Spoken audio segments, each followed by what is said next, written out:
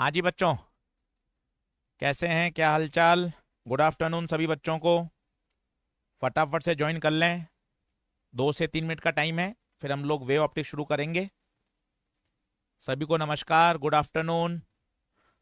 अगर आवाज़, audio, video सब क्लियर है, पीछे स्लाइड दिखाई दे रही है तो एक बार थम्स अप कर दो। हाँ भाई, अनिरुद्ध, नंदन, आयुष, अमन, कार्तिक, धीरज, सभी को नमस्कार, गुड आफ्टरनून। चलिए, बहुत बढ़िया बहुत बढ़िया। आज कोशिश करेंगे कि भैया कोई भी स्पैमिंग ना करे, सिर्फ क्वेश्चन करो, अच्छे से पेन पेपर लेके बैठो और अपना टारगेट ध्यान रखो, है ना। स्पैमिंग से बचो और जबरदस्ती चैट पे लिखने से अपन को समय नहीं खराब करना है। क्वेश्चन करो और क्वेश्चन का अपने आंसर लिखो बस। सही है ना। और 2 घंटे में वेव ऑप्टिक्स बढ़िया समझ के चले जाओ, ये टारगेट है। और आज का सेशन फायदेमंद इसलिए है क्योंकि देखो, यंग डबल स्लिट एक्सपेरिमेंट है। आपको भी पता है, क्लास में हम सब लोग हमेशा आपको बताते हैं यंग डबल स्लिट से हर साल क्वेश्चन आता है। इसलिए बढ़िया तरीके से पहले उसको समझाऊंगा और उस पर 15 से 16 सवाल हैं, वो 16 सवाल कर लेंगे तो अपना इंटरफेरेंस तैयार हो जाएगा। ठीक है, चलो फटाफट से पेन पेपर लेके बैठेंगे। सभी को नमस्कार, जो बच्चे बाद में जुड़े हैं, बहुत बढ़िया। और आज कोशिश करेंगे भैया कोई भी स्पैमिंग नहीं करेगा, इधर उधर की कोई बातचीत नहीं, केवल क्वेश्चन और क्वेश्चन का आंसर। बहुत बढ़िया बहुत बढ़िया। नमस्कार, गुड आफ्टरनून, बहुत बढ़िया। चलिए फटाफट जुड़ जाएं, पेन पेपर लेके बैठेंगे, इंटरफेरेंस शुरू करेंगे। इंटरफेरेंस का सबसे बेसिक वाली बात करेंगे। तो आ जाओ, सबसे पहले अपना आने वाला है YDSE, young double slit experiment. अब इसमें क्या क्या ध्यान रखना है देखिए, साथ साथ लिखते चलो, लिखोगे तभी याद होगा, लिखना जरूरी है। आपने पढ़ा हुआ है, सब अच्छी बात है, पर एक बार डायग्राम जरूर बनाएं। 2 स्लिट हैं जिनके बीच की दूरी है छोटा d, S1 S2। स्क्रीन कितने दूरी पर है? Capital D। स्क्रीन कितनी दूरी पर है? Capital D। बहुत बढ़िया। पहला प्रश्न, पर्दे के सेंटर पे क्या बनता है? पर्दे के सेंटर पे क्या बनता है बताइए। पर्दे के सेंटर पर पाथ डिफरेंस 0, तो क्या बनेगा? मैक्सिमा। क्या बनेगा? मैक्सिमा बनेगा। क्या ये बात क्लियर है? पर्दे के सेंटर पे क्या बनेगा? मैक्सिमा बनेगा। ठीक है। अगर हम किसी जनरल पॉइंट की बात करें, मैंने बात करी पॉइंट P की, तो S1 से एक वेव पहुंच रही है P पर, S2 से वेव पहुंच रही है P पर। क्या अब दोनों के रास्ते बराबर हैं? क्या अब दोनों के रास्ते बराबर नहीं हैं।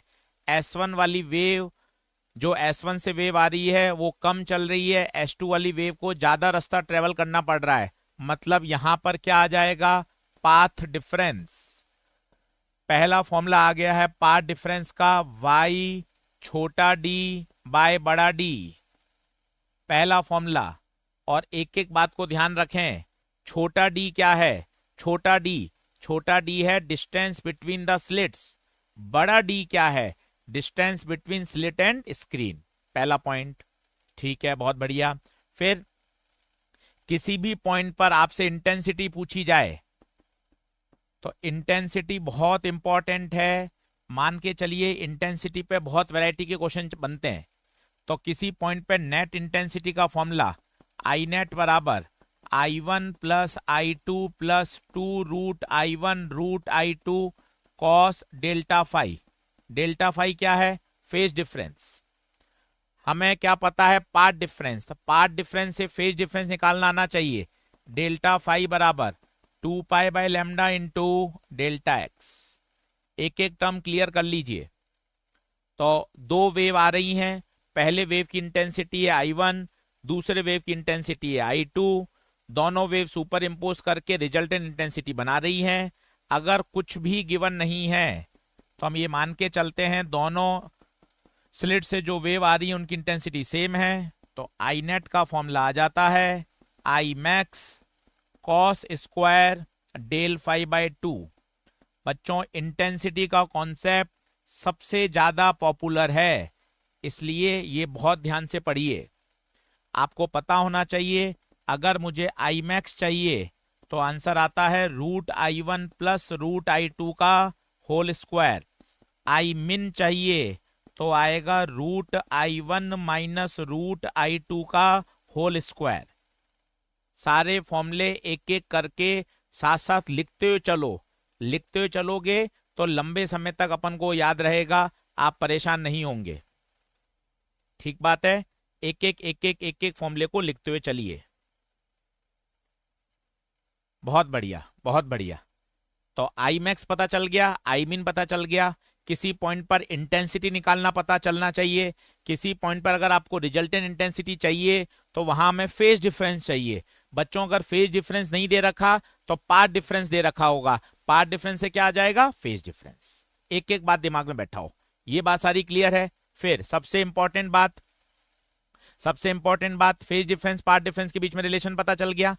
इंटेंसिटी किसके प्रोपोर्शनल होती है, एम्पलीट्यूड के स्क्वायर। कभी कभार एम्पलीट्यूड का रेशियो दे रखा होता है, तो क्या आप इंटेंसिटी का रेशियो निकाल सकते हैं। इंटेंसिटी का रेशियो हो जाएगा, स्क्वायर कर दीजिए 9/16। ये सारे कॉन्सेप्ट काम आएंगे। अगर ये ओके है तो एक बात हम सब कर दीजिए, ओके लिख दीजिए, तो फिर मैं अगले कॉन्सेप्ट की तरफ बढ़ूं। एक बार हम सारे कॉन्सेप्ट्स को रिव्यू करना चाहते हैं, उसके बाद क्वेश्चंस आएंगे। बताइए, क्लियर है क्या। बहुत बढ़िया, बहुत बढ़िया। चलो अब आता है सबसे important, fringe width. Fringe width देख लीजिए क्या होती है।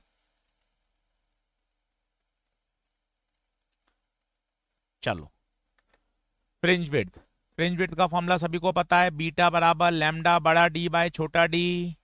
सबसे इंपॉर्टेंट, पानी में डुबोने के बाद बताओ, जल्दी से बताओ, पानी में डुबोने के बाद क्या बीटा बीटा ही रहेगा, नहीं, किसी मीडियम में डुबोने के बाद जो फ्रिंज विड्थ होती है वो एयर की तुलना में म्यू टाइम्स कम हो जाती है। बहुत पॉपुलर रिजल्ट। पूरे YDSE सेटअप को अगर पानी में डुबो दिया जाए तो जो नई फ्रिंज विड्थ होगी वो वैक्यूम की तुलना से म्यू टाइम्स कम हो जाएगी। This is called fringe width. जल्दी से बताओ, एंगुलर फ्रिंज विड्थ क्या होगी, एंगुलर फ्रिंज विड्थ। सारे फॉर्मूले लिखना है, एंगुलर फ्रिंज विड्थ। जब भी एंगुलर शब्द आ जाता है, क्लास में बताया, कैपिटल डी के दर्शन नहीं होते, तो अल्फा बराबर लैम्डा बाई डी। सेम इसको भी अगर आप किसी लिक्विड में डुबो दोगे, किसी लिक्विड में डुबो दोगे तो अल्फा मीडियम एयर की तुलना में म्यू टाइम्स कम हो जाएगा। This is called angular fringe width, this is called angular fringe width. ठीक है, फिर आता है पोजीशन ऑफ मैक्सिमा और मिनिमा निकालना। पोजीशन ऑफ मैक्सिमा मिनिमा, ये भी बड़ी शानदार बात है। आपको कहेगा लोकेशन ऑफ सेकंड मैक्सिमा बताइए, लोकेशन ऑफ सेकंड मैक्सिमा। आपको कहेगा लोकेशन ऑफ फिफ्थ मैक्सिमा बताइए, आपको कहेगा लोकेशन ऑफ फर्स्ट मिनिमा बताइए, आपको कहेगा लोकेशन ऑफ थर्ड मिनिमा बताइए। चलिए, इसका एक तरीका मैंने आपको सिखाया था, जल्दी से वो तरीका रिवाइज कराता हूं। बताइए, किसी को पता है क्या, किसी को पता है क्या मैक्सिमा के लिए क्या तरीका होता है, जल्दी से बताइए। मैक्सिमा के लिए तरीका, सब लोग ध्यान से सुनना। मैक्सिमा में जो नंबर है वही आंसर है। तीसरा मैक्सिमा 3 बीटा, पांचवा मैक्सिमा 5 बीटा, 10वां मैक्सिमा 10 बीटा। सबसे बढ़िया तरीका, एक बार ध्यान से सुनिए फिर से। जब भी आपको किसी पर्टिकुलर मैक्सिमा की लोकेशन निकालनी हो, द बेस्ट वे, सर कौन सा मैक्सिमा चाहिए, बेटा चौथा मैक्सिमा 4 बीटा, आठवां मैक्सिमा 8 बीटा, जो मैक्सिमा का नंबर वही उत्तर। अब बताइए जल्दी से, जल्दी से कौन सा मैक्सिमा चाहिए, सेकंड मैक्सिमा। तो आंसर आ गया 2 बीटा, और बीटा तो आपको याद है ही, लैम्डा डी बाय डी। वापिस बताइए, फिफ्थ मैक्सिमा 5 बीटा, तो 5 लैम्डा डी बाय डी। बताइए क्या ये बात क्लियर है? मैक्सिमा में जो नंबर वही नंबर। अगर ये बात ओके है तो थम्स अप करिए कि हाँ सर बात समझ में आ गई। ओके लिख दीजिए, थम्स अप कर दीजिए, तो हम आगे बढ़ते चलें। ठीक है, बहुत शानदार। अब मुझे बताइए मिनिमा में क्या होता है? मिनिमा में क्या होता है? मिनिमा में आधे का बैक गियर, 0.5 कम, 0.5 कम। कम आइए, पहला मिनिमा 0.5 कम कर दीजिए, 0.5 बीटा।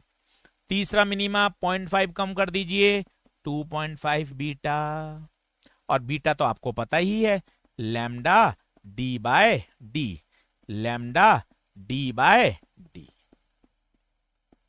बताइए क्या ये स्लाइड ओके है? ये मोस्ट इंपॉर्टेंट है। मान के चलिए इस स्लाइड से हमारे मैक्सिमम क्वेश्चन सॉल्व हो जाते हैं। ये 2 स्लाइड अच्छे से तैयार कर लीजिए, आपको क्वेश्चन मिल जाएगा। बताइए डन है क्या? क्लियर है? बढ़ चलें आगे, चैट बॉक्स में बता दीजिए। बहुत बढ़िया, बहुत बढ़िया। अब आते हैं भाई धीरे धीरे क्वेश्चंस पे। करें क्वेश्चन शुरू करें।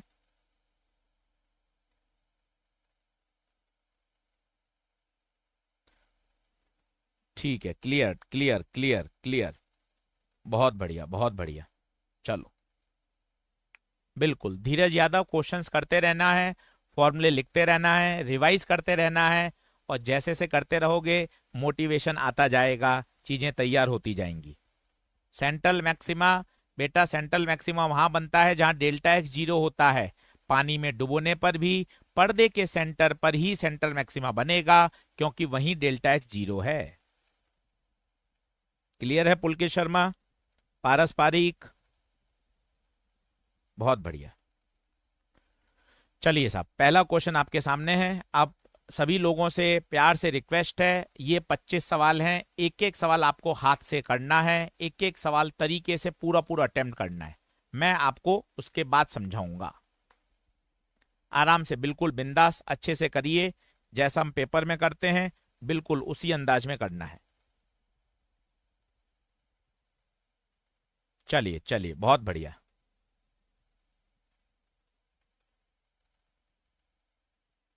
बढ़े आगे। चलो अब उसने क्या बोला है?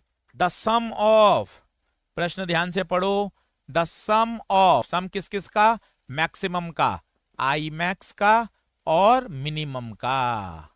कितना बढ़िया सवाल बोला है, आई मैक्स प्लस आई मिन का सम। तो मुझे बताओ आई मैक्स कितना होता है? आई मैक्स होता है Gupta ji √I1 plus √I2 का होल स्क्वायर। हाँ सर, बिल्कुल ठीक बात है, आगे बढ़ो। आई मिन भी याद आ रहा है, √I1 माइनस √I2 का होल स्क्वायर। बिल्कुल सर, पूछा क्या है? आई मैक्स प्लस आई मिन पूछा है। हाँ बेटा जी, आई मैक्स रख दो, √I1 प्लस √I2 का whole square plus √I1 minus √I2 का whole square, a plus b का whole square, a square plus b square plus 2ab, a minus b का whole square, a square plus b square minus 2ab। ये cut गया, I1 plus I1 2I1, I2 plus I2 2I2। बताइए answer आएगा twice of I1 plus I2, option number 4। जल्दी से सवाल को देख लें, इस बहाने हमें ये 2 फॉर्मूले याद हो गए, इनको बॉक्स में डालकर एक बार फिर से समझ लें। एक एक सवाल को करने के बाद जो उसमें काम की बात है उसको एक बार री एनालाइज जरूर कर लेना चाहिए कि इस सवाल से हमें आई मैक्स और आई मिन समझ में आ गए, इस सवाल से हमें आई मैक्स और आई मिन समझ में आ गए। बहुत बढ़िया। अगला देखिए, अब यहां मुझे आपको 2 बातें समझानी है। हम जितना भी पढ़ रहे हैं इंटरफेरेंस, वो कोहेरेंट सोर्सेस के कारण होता है। आपने ये जो रिजल्टेंट इंटेंसिटी निकाली है बच्चों, ये वाली I1 plus I2 plus 2 √I1 I2 cos delta phi, ये बच्चों सब पूरी फिजिक्स कोहेरेंट सोर्स के लिए है इंटरफेरेंस में। अगर सोर्सेस इनकोहेरेंट हों, अगर सोर्सेस इनकोहेरेंट हैं, जल्दी से टाइप करके बताओ नेट इंटेंसिटी क्या होती है। तब फॉर्मूला होता है केवल I1 प्लस I2। ये एक जबरदस्त पॉइंट है, ये अपने आप में एक छोटा सवाल है। इंटरफेरेंस होने के लिए सबसे बेसिक और प्राइमरी शर्त दोनों सोर्सेस का कोहेरेंट होना जरूरी है। ये अपने आप में एक पॉपुलर क्वेश्चन है। कोहेरेंट का मतलब क्या होता है गुप्ता सर? कोहेरेंट का मतलब होता है ऐसे सोर्सेस जिनका फेज डिफरेंस टाइम के साथ चेंज नहीं होता। यंग डबल स्लिट में जो S1 S2 दो सोर्स हैं वो कोहेरेंट सोर्स हैं। सबसे बेसिक बात, क्या ये बात क्लियर है? तो इनकोहेरेंट सोर्सेस होंगे तो सिंपल इंटेंसिटी ऐड हो जाती है I1 प्लस I2, और ये वाला जो फॉर्मूला है वो कोहेरेंट के लिए है। क्लियर है? डन है? बढ़े आगे। बहुत बढ़िया। चलिए अब क्वेश्चन आप ध्यान से पढ़िए। अच्छा सवाल है, बढ़िया समझदारी वाला सवाल है। ये ऐसे 25 क्वेश्चन हैं जिनको आपने अगर 2 बार अच्छे से समझ के कर लिया तो मैंने इस तरह से इनको अरेंज किया है कि मोस्टली आपके कॉन्सेप्ट हिट हो जाएंगे, मोस्टली आपके कॉन्सेप्ट हिट हो जाएंगे।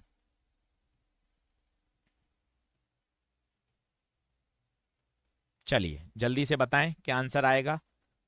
We have to find the value of X, we have to find the value of X. तो दो वेव हैं जिनकी इंटेंसिटी है 1:9। ठीक है साहब, इंटेंसिटी का रेशियो दे रखा है 1:9।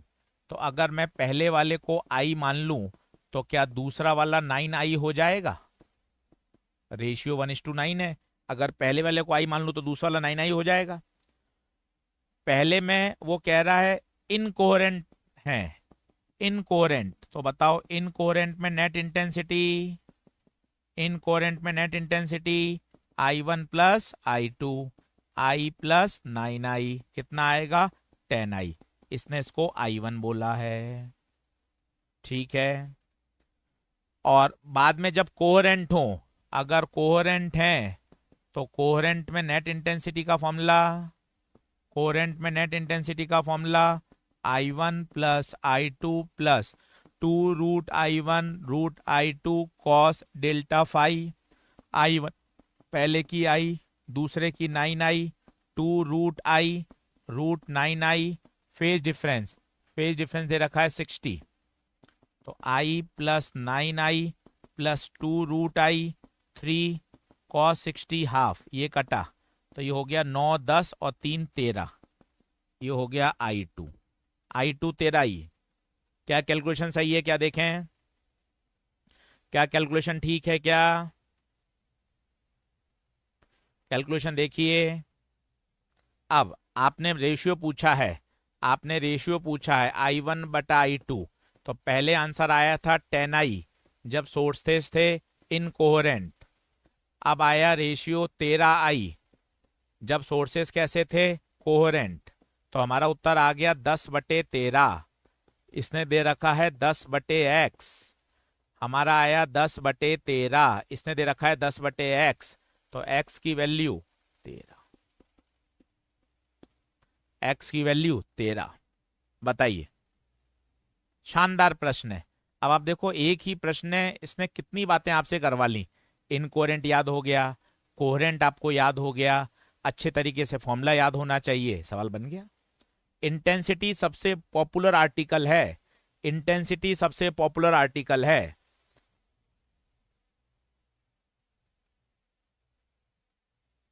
बोलिए क्या बात क्लियर है क्या?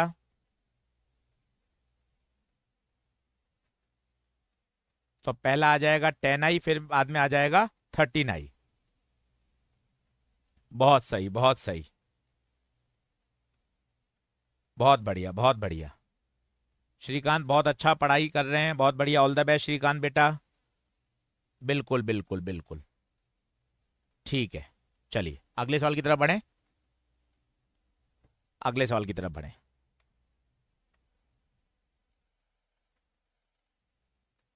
अगले क्वेश्चन की तरफ बढ़िएगा।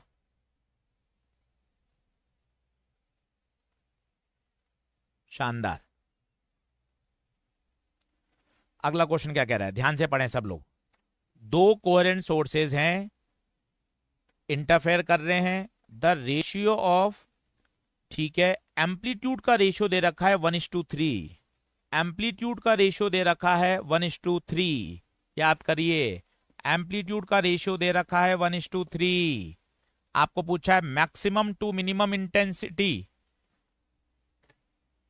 एम्पलीट्यूड का रेशियो दे रखा है 1:3, एम्पलीट्यूड का रेशियो दे रखा है 1:3, और आपको पूछा है आई मैक्स बाय आई मिन। बता सकते हैं जल्दी से, एम्पलीट्यूड का रेशियो दे रखा है 1:3। बहुत बढ़िया, बहुत बढ़िया। अब बताओ, एम्पलीट्यूड का रेशियो दे रखा है तो इंटेंसिटी का आ जाएगा, intensity is proportional to amplitude का स्क्वायर, तो I1 बाय I2 बराबर A1 bye A2 whole square 1/9, तो I1 रख दो 1, I2 रख दो 9, आई मैक्स होता है √I1 प्लस √I2 का होल स्क्वायर, आई मिन होता है √I1 माइनस √I2 का होल स्क्वायर, I1 का square root 1, I2 9, I1 1, I2 9।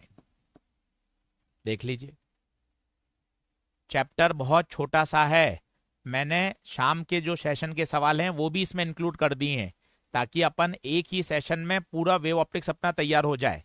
तो शाम को अपन को अलग से PYQ सेशन नहीं करना पड़ेगा, इसी को सेशन में मैंने सारे क्वेश्चन इंक्लूड कर दिए हैं। बताइए आंसर कितना आ जाएगा, 1 + 9, 1 + 3 4, 4 का स्क्वायर 2 का स्क्वायर 16/4, 4:1, 4:1 ओके है, 4:1 ओके है। बहुत बढ़िया, बहुत बढ़िया। चलिए अगले प्रश्न की तरफ बढ़िए, क्वेश्चन नंबर 4। काफी सवाल इंटेंसिटी के हैं, क्योंकि इंटेंसिटी मोस्ट पॉपुलर है। आप पिछले 10 साल का डेटा देखेंगे ना, तो मैक्सिमम सवाल इंटेंसिटी से जुड़े हुए हैं यंग डबल स्लिट के। चलो करो, बहुत बढ़िया, बहुत बढ़िया।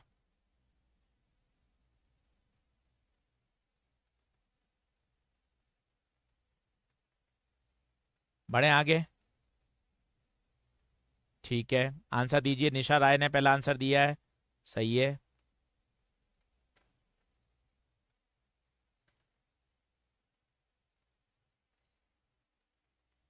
ठीक है, बहुत बढ़िया, बहुत बढ़िया, सब लोग अटेम्प्ट करें। अब सवाल क्या कह रहा है, ratio of maximum to minimum intensity. भाइयों आई मैक्स बटे आई मिन ये दे रखा है 16। ध्यान से देखो, कभी वो I1/2 देगा, कभी वो A1/2 देगा, कभी वो आई मैक्स बाई मिन देगा, तीनों में अंतर समझ में आना चाहिए।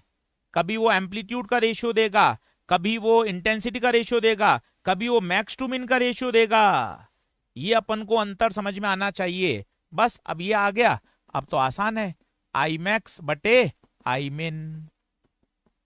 आई मैक्स बताओ, √I1 प्लस √I2 का होल स्क्वायर, आई मिन बताओ √I1 माइनस √I2 का होल स्क्वायर, दोनों तरफ स्क्वायर रूट ले लो, तो ये हो जाएगा √I1 plus √I2 upon √I1 minus √I2, 16 का स्क्वायर रूट 4, 1 का 1, क्रॉस मल्टीप्लाई कर दो, 1 √I1 1 √I2 equal to 4 √I1 minus 4 √I2, I2 एक तरफ ले जाओ, 1 √I2 प्लस 4 √I2, I1 एक तरफ ले जाओ,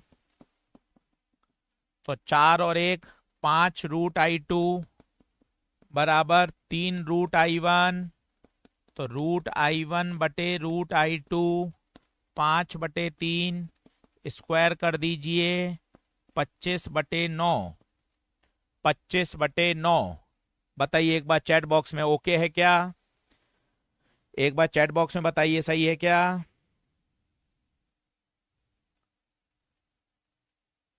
आराम से तसल्ली से करिए, पूरा सेशन खत्म होने के बाद अपन को बेनिफिट मिले, अपन को केवल क्लास सुननी नहीं है। बस मैं आपको ये कहना चाहता हूँ, पेन पेपर लेके बैठिए, एक एक क्वेश्चन करिए, फॉर्मूला लिखिए। और ये जो 25 सवाल हैं, हमने ऐसे 25 सवाल छाटे हैं जिससे कोशिश है कि आपके मोस्टली सारे कॉन्सेप्ट कवर हो जाएं। बोलिए, क्लियर है क्या? बढ़ चले आगे। चलिए अगला देखो, अब सोच के करना, अगला सवाल थोड़ा सा बेहतर है। हर प्रोफाइल का सवाल करना है, और मजे कहते हैं नए नए सवाल हैं, ये लेटेस्ट क्वेश्चन है 2024 का। अपने मॉड्यूल में, ईएलपी में, क्लास नोट्स वाले सवाल नहीं है, नए सवाल, ताकि आपको मजा आए। अलग अलग तरह की लैंग्वेज आप पढ़ो, अलग तरह की लैंग्वेज पढ़ोगे तो और अच्छा लगेगा।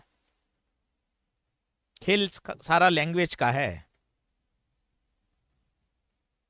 चलो पढ़ो, सवाल को 2 बार पढ़ो, क्या कहना चाहता है फिर मुझे बताओ कि सवाल की अंडरस्टैंडिंग क्या कह रही है। पहले पढ़ लो अच्छे से, क्वेश्चन क्या कहना चाहता है, क्या पूछा गया है वो देखो। हाँ, आयुष राज ने बहुत अच्छा बताया कि देखो सर, ये आपको पार्ट डिफरेंस दे रखा है, पार्ट डिफरेंस दे रखा है, तो पहला क्लिक ये डेल्टा एक्स है, तो मुझे तो डेल्टा फाई चाहिए होगा, 2 पाई/λ इंटू डेल्टा एक्स। सॉल्यूशन मत छापो, अप्रोच पकड़ो, अप्रोच पकड़ोगे तो मजा आएगा। 7 पाई/2, बताओ क्या ये बात ओके है क्या? क्योंकि पार्ट डिफरेंस दे रखा है बच्चों, पार्ट डिफरेंस से पहले फेज डिफरेंस सोचना आना चाहिए।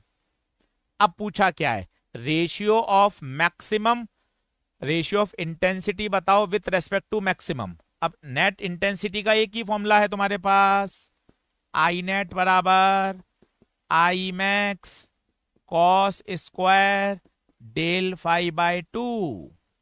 पूछा क्या है, इस पॉइंट पे इंटेंसिटी अपॉन मैक्सिमम, ये पूछा है, ध्यान से देखो, ये पूछा है ratio of intensity with respect to maximum intensity बराबर कॉस स्क्वायर डेल φ/2। मैं रुक जाता हूं, ध्यान से देखो, क्या ये चमक पा रहा है क्या आपको? अब डेल फाई रख दो, कॉस स्क्वायर 7 पाई/2/2, तो ये आ गया कॉस स्क्वायर 7 पाई/4। अब मैं यहां अटक गए, अब हम यहां अटक गए कि सर कॉस 7 पाई/4 की वैल्यू कैसे निकालें, कॉस 7/4 की वैल्यू कैसे निकालें। अब यहां मैथ्स की वजह से सवाल अटकेगा, तो अब आपको पता होना चाहिए कि भाई इसको कैसे तोड़ें, कैसे तोड़ें। तो याद करो, चौथे क्वाड्रेंट में कॉस पॉजिटिव होता है, तो 360 से तोड़ने से कोई कॉस में कोई परिवर्तन नहीं होता, तो क्या मैं इसको ऐसा लिख सकता हूं, कॉस 7 पाई/4 equal to cos 2 pi minus, क्या घटाएं 7/4 हो जाए π/4, 4 2 जा 8, 8 में से बन जाएगा 7 पाई/4। चौथा क्वाड्रेंट है, कॉस का साइन भी नहीं बदलेगा। बताइए, यहां ये वाली बात समझनी पड़ेगी, यहां ये वाली बात समझनी पड़ेगी, मैथ्स की वजह से ये सवाल फंस सकता है। बस, तो ये हो गया आपका कॉस π/4, कॉस π/4 होता है आपका 1/√2, तो cos 7 पाई/4 is nothing but equal to 1/√2, तो ये 1/√2 हो गया, 1/√2 का स्क्वायर करोगे तो आंसर आएगा 1/2।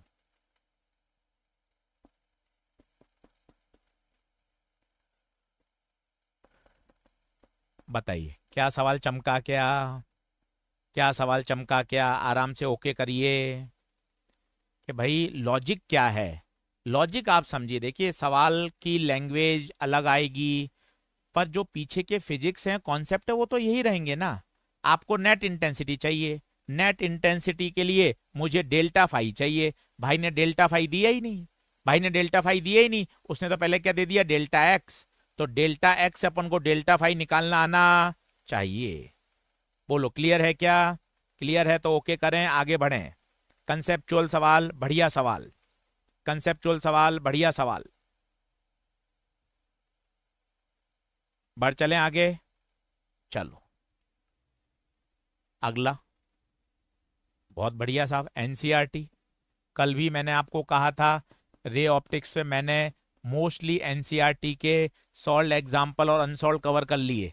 आज भी मैंने इस तरह से क्वेश्चन अरेंज किए हैं कि आपके मोस्टली एनसीईआरटी के क्वेश्चन कवर हो जाएं, ताकि आपको अलग से सॉल्व नहीं करना पड़े। आराम से पढ़िए, सेम लैंग्वेज आएगी, सेम लैंग्वेज। मजे की बात तो ये है, तसल्ली से पढ़िए आराम से, 2 सवा 2 घंटे में ऐसा तैयार हो जाए एकदम बढ़िया। आराम से पढ़ो, क्या कह रहा है। यंग डबल स्लिट एक्सपेरिमेंट है, लैम्डा है, पार्ट डिफरेंस लैम्डा है। जब पार्ट डिफरेंस लैम्डा है उस समय इंटेंसिटी के है। जब पार्ट डिफरेंस लैम्डा बाय 3 है तो उस समय की इंटेंसिटी बताओ। पहले क्वेश्चन एनालाइज करो। मैं आपको फिर कह रहा हूं, सवाल नंबर 6 आ चुका है। वाईडीएसई में सबसे ज्यादा इंटेंसिटी की चर्चा होती है, इंटेंसिटी की चर्चा होती है। तो आपको पहले तो सबसे पहले याद होना चाहिए, अच्छा सर इंटेंसिटी, लो सर आई नेट बराबर I max cos square del phi by 2। Sir और कर लो सर, फाई में ना देकर, सर वो बार बार डेल्टा एक्स देता है, तो डेल्टा फाई की जगह फॉर्मूला ही डाल दो, 2 pi by lambda into delta x. Low I max cos square pi by lambda into delta x.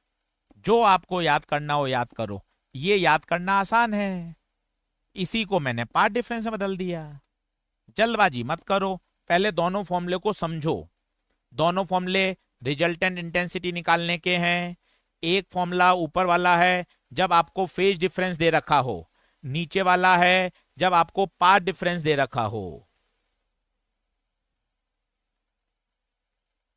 बोलो क्या बात क्लियर है? बस हो गया। अब 2 बार लगा लीजिए, 2 बार लगा लीजिए। पहली बार लगाओ, पहली बार लगाओ आई नेट बराबर I max cos square pi by lambda. पहली बार, पहली बार में कितना था? लैम्डा। दूसरी बार बताओ, दूसरी बार बताओ, और इस समय इंटेंसिटी के थी। दूसरी बार बताओ, आई max cos square pi by lambda. ये डेल्टा एक्स बदल रहा है बच्चों, मैं पेन का कलर भी बदल रहा हूं ताकि आपको पता चले। अब डेल्टा एक्स कितना है? Lambda by 3। खत्म, सॉल्व कर लीजिए, आंसर आ जाएगा। सॉल्व कर लीजिए, आंसर आ जाएगा। नीट में भी आया हुआ है ये सवाल, नीट में भी आया हुआ, और एनसीईआरटी का सवाल है। आप सोचो, एनसीईआरटी का सवाल है, एग्जैक्ट रिपीट हो जाएगा विदाउट वैल्यू चेंज। इतना बढ़िया सवाल है, इतना अच्छा सवाल है। बस अब तो आई मैक्स कट गया, ये बच्चा के बटे आई नेट, लैम्डा से लैम्डा कटा, कॉस पाई की वैल्यू होती है -1, कॉस पाई बाई 3 मतलब कॉस 60, कॉस 60 की वैल्यू होती है 1/2। यहां लिख देता हूं, कॉस पाई होता है -1, और कॉस पाई बाई 3 बोले तो कॉस 60 के लिए होती है 1/2। 1/2 पर जाएगा तो हो जाएगा 4। मुझे आई नेट चाहिए, k/4 आंसर है बच्चों, k/4 आंसर है बच्चों। बताओ क्या ये सवाल दमदार है?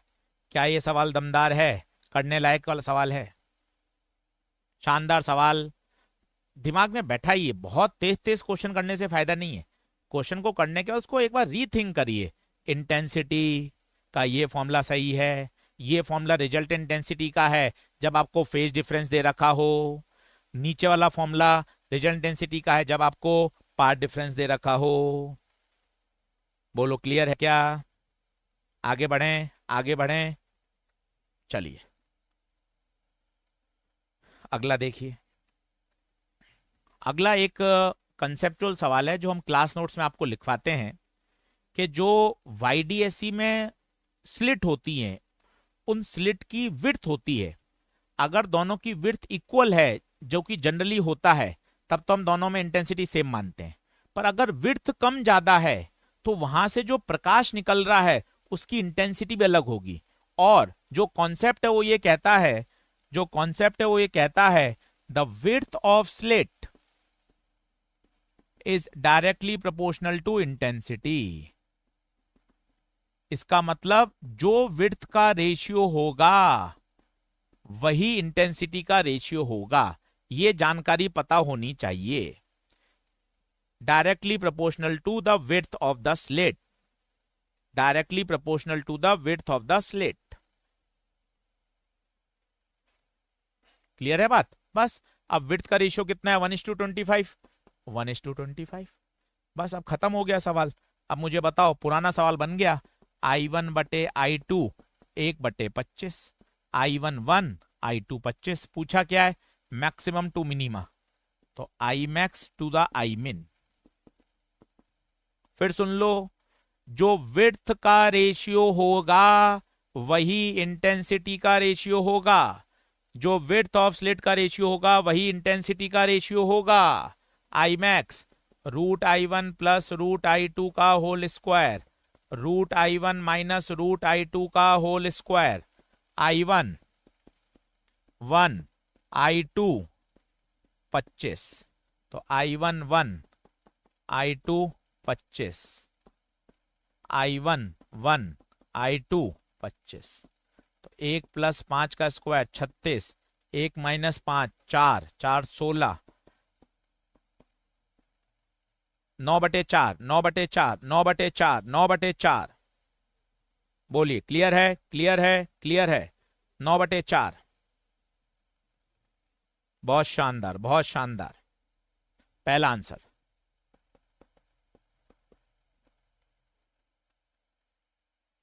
चलिए साहब, अगले क्वेश्चन की तरफ बढ़े। आइए, अब नीट का 2020 का क्वेश्चन है। ये जो मैंने सेशन डिजाइन किया है, इसमें इवनिंग के जो पीवाईक्यू के सवाल हैं वो भी इसमें मर्ज कर दिए हैं। तो आज शाम को पीवाईक्यू वाला सेशन हम नहीं रखेंगे, वो वाले क्वेश्चन मैंने यहाँ जगह जगह पर सिस्टमेटिक उनको अरेंज कर दिया है, ताकि आप एक ही सेशन में पूरा वेव ऑप्टिक्स तैयार कर लें। तो जो पीवाईक्यू के सवाल हैं वो भी मैंने यहाँ प्रॉपर जगह पर उसको मर्ज कर दिया है। चलिए, अब बताइए वो क्या कह रहा है, बहुत ध्यान से। बीटा का formula λd/d, separation between coherent sources, coherent sources के बीच की दूरी छोटा d होती है, d को कर दिया आधा और स्क्रीन की दूरी को कर दिया डबल। ये वाला चित्र दिमाग में बैठाइए। स्क्रीन तक की दूरी होती है कैपिटल D, स्लिट्स के बीच की दूरी होती है छोटा d। खत्म। अब बताइए बीटा डैश, लैम्डा d नहीं 2d, d नहीं d/2, तो 4 लैम्डा d/d, लैम्डा d/d को क्या बोलते हैं? बीटा। तो बीटा डैश बराबर 4 बीटा, बीटा डैश बराबर 4 बीटा। क्लियर है? क्लियर है? क्लियर है? बहुत बढ़िया, बहुत बढ़िया। चलिए अगले क्वेश्चन की तरफ बढ़िए। फिर एनसीईआरटी का क्वेश्चन, बिल्कुल सब प्रॉपर अरेंज कर दिए हैं ताकि हमें अलग से अब एनसीईआरटी देखने की जरूरत नहीं पड़ेगी। यहीं अच्छे से लैंग्वेज पढ़ लीजिए, क्योंकि एनसीईआरटी की लैंग्वेज ही खतरनाक होती है। वहीं डर है हमारा, अगर हमने लैंग्वेज पढ़ ली तो कहीं किसी तरह की दिक्कत नहीं आएगी। चलो आराम से करो, समय लो पूरा अच्छे तरीके से। 2 मिनट रुक रहा हूं, तसल्ली से क्वेश्चन पढ़िए, डेटा लिखिए और पूरा मुझे सॉल्व करके बताइए, पूरा सॉल्व करिए उसको।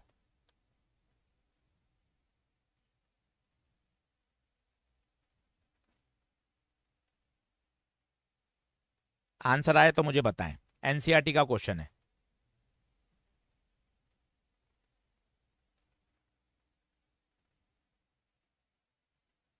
देख लीजिए फटाफट क्या कह रहा है, बताइए। सेंट्रल ब्राइट फ्रिंज और fourth bright fringe, fourth bright fringe. अब मुझे बताओ फोर्थ ब्राइट फ्रिंज की लोकेशन, जल्दी से चैट बॉक्स में बताओ टाइप करके। ब्राइट में जो नंबर वही नंबर, ब्राइट में जो नंबर वही नंबर। 4 बीटा, तो 4 लैम्डा d/d ये लोकेशन होती है। ये लोकेशन आ गई। ये लोकेशन कितनी दे रखी है साहब? ये लोकेशन दे रखी है 1.2 सेंटीमीटर। 4 लैम्डा पूछा है कैपिटल D, स्क्रीन कितनी दूरी पर है? 1.4 upon distance between the slits 0.28 mm। mm को कन्वर्ट करें, यहां सिखा देता हूं, mm कन्वर्ट होगा 10⁻³ से, सेंटीमीटर कन्वर्ट होगा 10⁻²। से देख लीजिए, बोलिए, क्या यहां से लैम्डा निकाल सकते हैं? क्या यहां से लैम्डा निकाल सकते हैं? बिल्कुल। अब तो सिर्फ लैम्डा ही अननोन बचा, लैम्डा आ जाएगा। क्लियर है? 6000 एंगस्ट्रॉम आ रहा है क्या? 6000 एंगस्ट्रॉम आ रहा है क्या? बहुत सही, बहुत सही। तो आप क्वेश्चन की लैंग्वेज देखिए, अगर आपने क्वेश्चन की लैंग्वेज अच्छे से समझ ली तो मजा आ जाएगा। क्वेश्चन की लैंग्वेज अच्छी से देख लीजिए। बहुत बढ़िया, बहुत बढ़िया। बढ़े आगे, चलो अगला देखिए। ये भी सवाल बहुत बढ़िया है। अगर आप इसको फॉर्मूले से और मॉड्यूल के फॉर्मूले से करोगे तो बड़े लंबा सवाल हो जाएगा। अब जो मैं आपको तरीका बता रहा हूं उससे अगर आपने किया तो मजा आएगा। आओ एक बार और सुनो। ब्राइट फ्रिंज में जो नंबर वही नंबर, 5वां मैक्सिमा 5 बीटा, 12वां मैक्सिमा 12 बीटा, पहली बात। डार्क फ्रिंज में जो नंबर है उससे आधा कम, पहली बात। दूसरी बात, हवा में बीटा बीटा होता है और पानी में जाने पर बीटा बीटा नहीं होता, बीटा बाय म्यू हो जाता है। ये दो बातें याद करिए। सवाल शानदार सॉल्व, सवाल शानदार सॉल्व, बहुत ही बढ़िया सवाल है। पर इस तरीके से ये 1 मिनट से कम समय में सॉल्व हो जाता है। 2017 में आया हुआ है। अब आप देखिए, 5वीं डार्क एयर में वहीं लाई कर रही है जहां 8वीं ब्राइट कर रही है मीडियम में।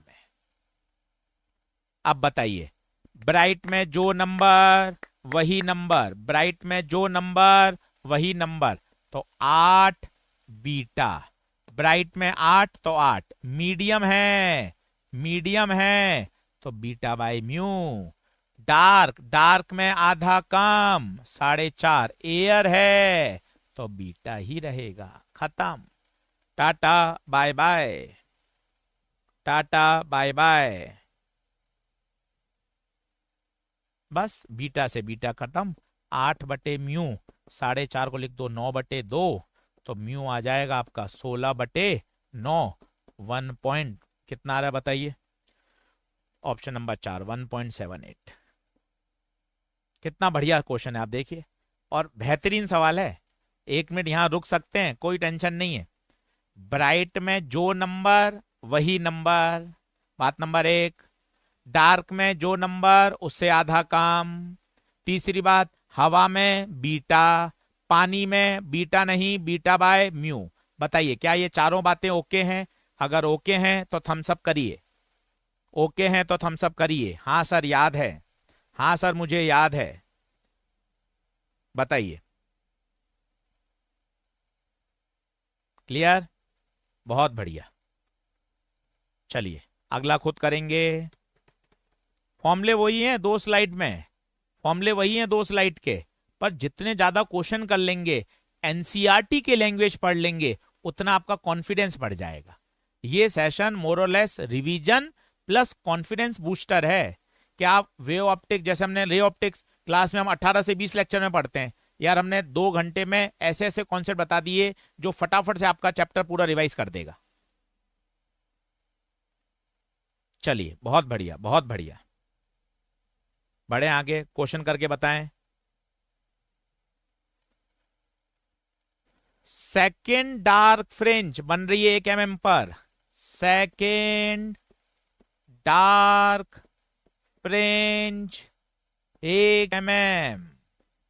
लैंग्वेज का खेल है। सेकेंड डार्क फ्रिंज 1 mm, याद करिए। डार्क में जो नंबर है उससे आधा कम, टाइप करिए आधा कम, याद रहेगा, टाइप करिए आधा कम। जो नंबर है उससे आधा कम, तो सेकंड में आधा कम करेंगे तो कितना हो जाएगा? 1.5 बीटा।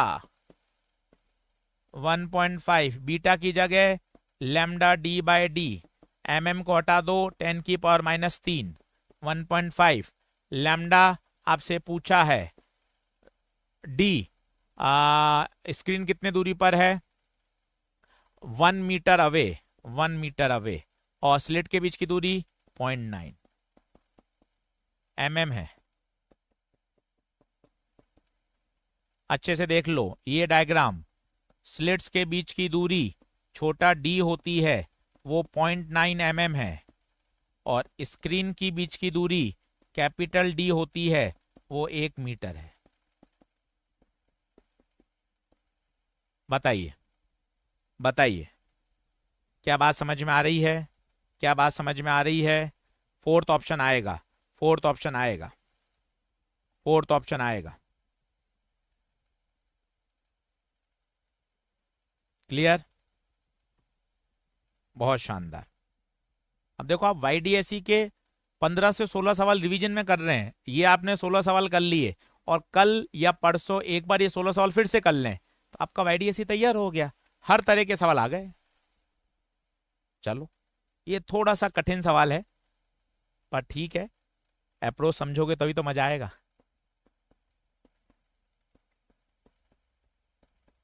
कर सकते हो वैसे तो, पर क्या है नए क्वेश्चन जरूरी हैं, नए क्वेश्चन हो, नई लैंग्वेज हो, वो बहुत जरूरी है।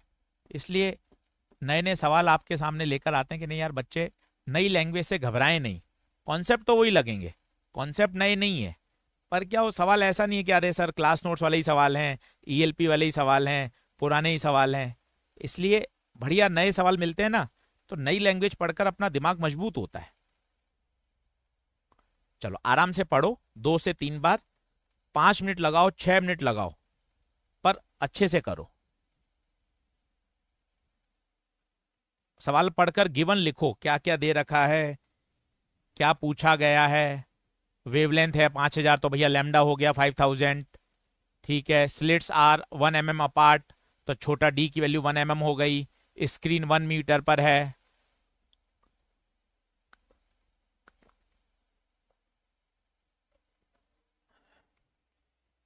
अब प्रश्न क्या कह रहा है, पहले तो मैं आपको सिचुएशन बताता हूं कि हो क्या रहा है, सवाल सॉल्व नहीं कर रहे, पहले मैं आपको फीलिंग बताता हूं, सवाल की फीलिंग क्या है।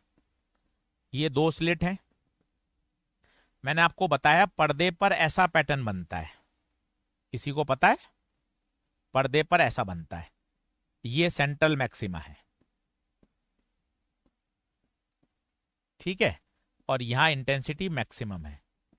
अब आप देख सकते हैं जैसे जैसे आप पर्दे से ऊपर या नीचे जा रहे हैं इंटेंसिटी कम हो रही है, यहां इंटेंसिटी 0 हो गई, डार्क हो गया।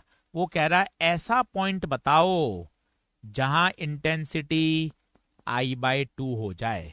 इसको अगर आपने I मैक्स मान लिया तो मैक्सिमम की कितनी हो जाए, आधा। पहले इस बात को समझो, सॉल्यूशन दूर की बात है, पहले मुझे एक आइडिया तो हो कि सेंटर पे इंटेंसिटी सबसे ज्यादा। अब चाहे मैं ऊपर जा रहा हूं या नीचे जा रहा हूं, इंटेंसिटी लगातार कम हो रही है, कुछ दूरी के बाद इंटेंसिटी 0 हो जाएगी, वहां पर पहला मिनिमा बन जाएगा। अब मुझे मिनिमा तक नहीं जाना, मुझे तो ऐसा पॉइंट लोकेट करना है जहां पर इंटेंसिटी क्या हो जाए, आधी हो जाए, ये वाई पता करना है। बताओ क्या क्वेश्चन की लैंग्वेज क्लियर है क्या? क्या क्वेश्चन की लैंग्वेज क्लियर हो रही है क्या, ये बताइए। क्वेश्चन की लैंग्वेज क्लियर है क्या? हाँ भाई धीरज सिंह, क्या बात ओके है क्या? विनायक, धीरज सिंह, मिथिलेश, अंकित सिंह, प्रयास शर्मा, क्रिस्टल, मेडिको, विनायक। चलिए अब क्या कहना चाहता हूं उस बात को समझिए। अब वो कह रहा है इंटेंसिटी आधी हो जाए, तो मैंने आपको कहा यार इंटेंसिटी बच्चों सबसे ज्यादा पूछा जाता है, तो पहले इंटेंसिटी का फॉर्मूला लिखा, I बराबर I max cos square del phi by 2। बताओ इसमें हाँ है क्या? बताओ इसमें हाँ है क्या? अब मुझे इंटेंसिटी आधी चाहिए मैक्सिमम की, I की जगह I मैक्स बाई 2। ठीक है सर, ये बात समझ में आ रही है sir? 1/2 cos square del five by two, दोनों तरफ स्क्वायर रूट ले लिया बच्चे, तो 1/√2 cos delta five by two. 1/√2 की जगह क्या लिख सकते हैं? कॉस 45 बराबर cos delta five by two, तो π/4 equal to delta five by two, तो डेल्टा फाइव आ गया π/2। पर डेल्टा फाइव तो पूछा ही नहीं है, डेल्टा फाइव तो पूछा ही नहीं है। तो सवाल बड़ा तगड़ा है, ये सवाल अप्रोचेबल है। आपसे यहां से बहुत बातें पूछ सकता था कि यार जिस पॉइंट पे इंटेंसिटी हाफ हो वहां का फेज डिफरेंस बताओ, तो आंसर आ गया π/2। वहां पे आप बताओ पार्ट डिफरेंस कितना होगा, तो बताओ डेल्टा फाइव बराबर होता है 2π/λ into delta x. Delta five π/2 बराबर 2π/λ इंटू डेल्टा एक्स, तो डेल्टा एक्स आ गया λ/4। पर आशीष सर मुझसे डेल्टा एक्स भी नहीं पूछा, तो पूछा क्या है भाई? उस पॉइंट की दूरी बताओ। तो डेल्टा एक्स का फॉर्मूला पहली स्लाइड में रखा था, अब ये काम आ रहा है, पहली बार इसका यूज आया है। स्वागत करिए, पहली बार काम आया है। डेल्टा एक्स वाई छोटा डी बाय बड़ा D. Now this is the exact location जहां पर इंटेंसिटी, इस पॉइंट पर इंटेंसिटी हाफ हो जाएगी, इस पॉइंट पर इंटेंसिटी हाफ हो जाएगी। सवाल बहुत शानदार है, आपसे कई बातें पूछ सकता है। ऐसा पॉइंट बताओ जहां पर इंटेंसिटी हाफ हो रही है, उस पॉइंट पर फेज डिफरेंस, आंसर π/2। उस पॉइंट पर पार्ट डिफरेंस λ/4, उस पॉइंट की सेंटर से दूरी y। बताइए, क्या अगर ये बात समझ में आ रही है तो ओके करिए। सवाल बहुत जबरदस्त है, बिल्कुल कठिन सवाल की कैटेगरी में है, मैं मानता हूं बिल्कुल ये कठिन सवाल की कैटेगरी में है। बताइए शिवम गुप्ता, क्या ये बात ओके है? आयुष राज, कुणाल यादव, मीनू, मिथिलेश, ठीक है सॉल्व कर लेंगे।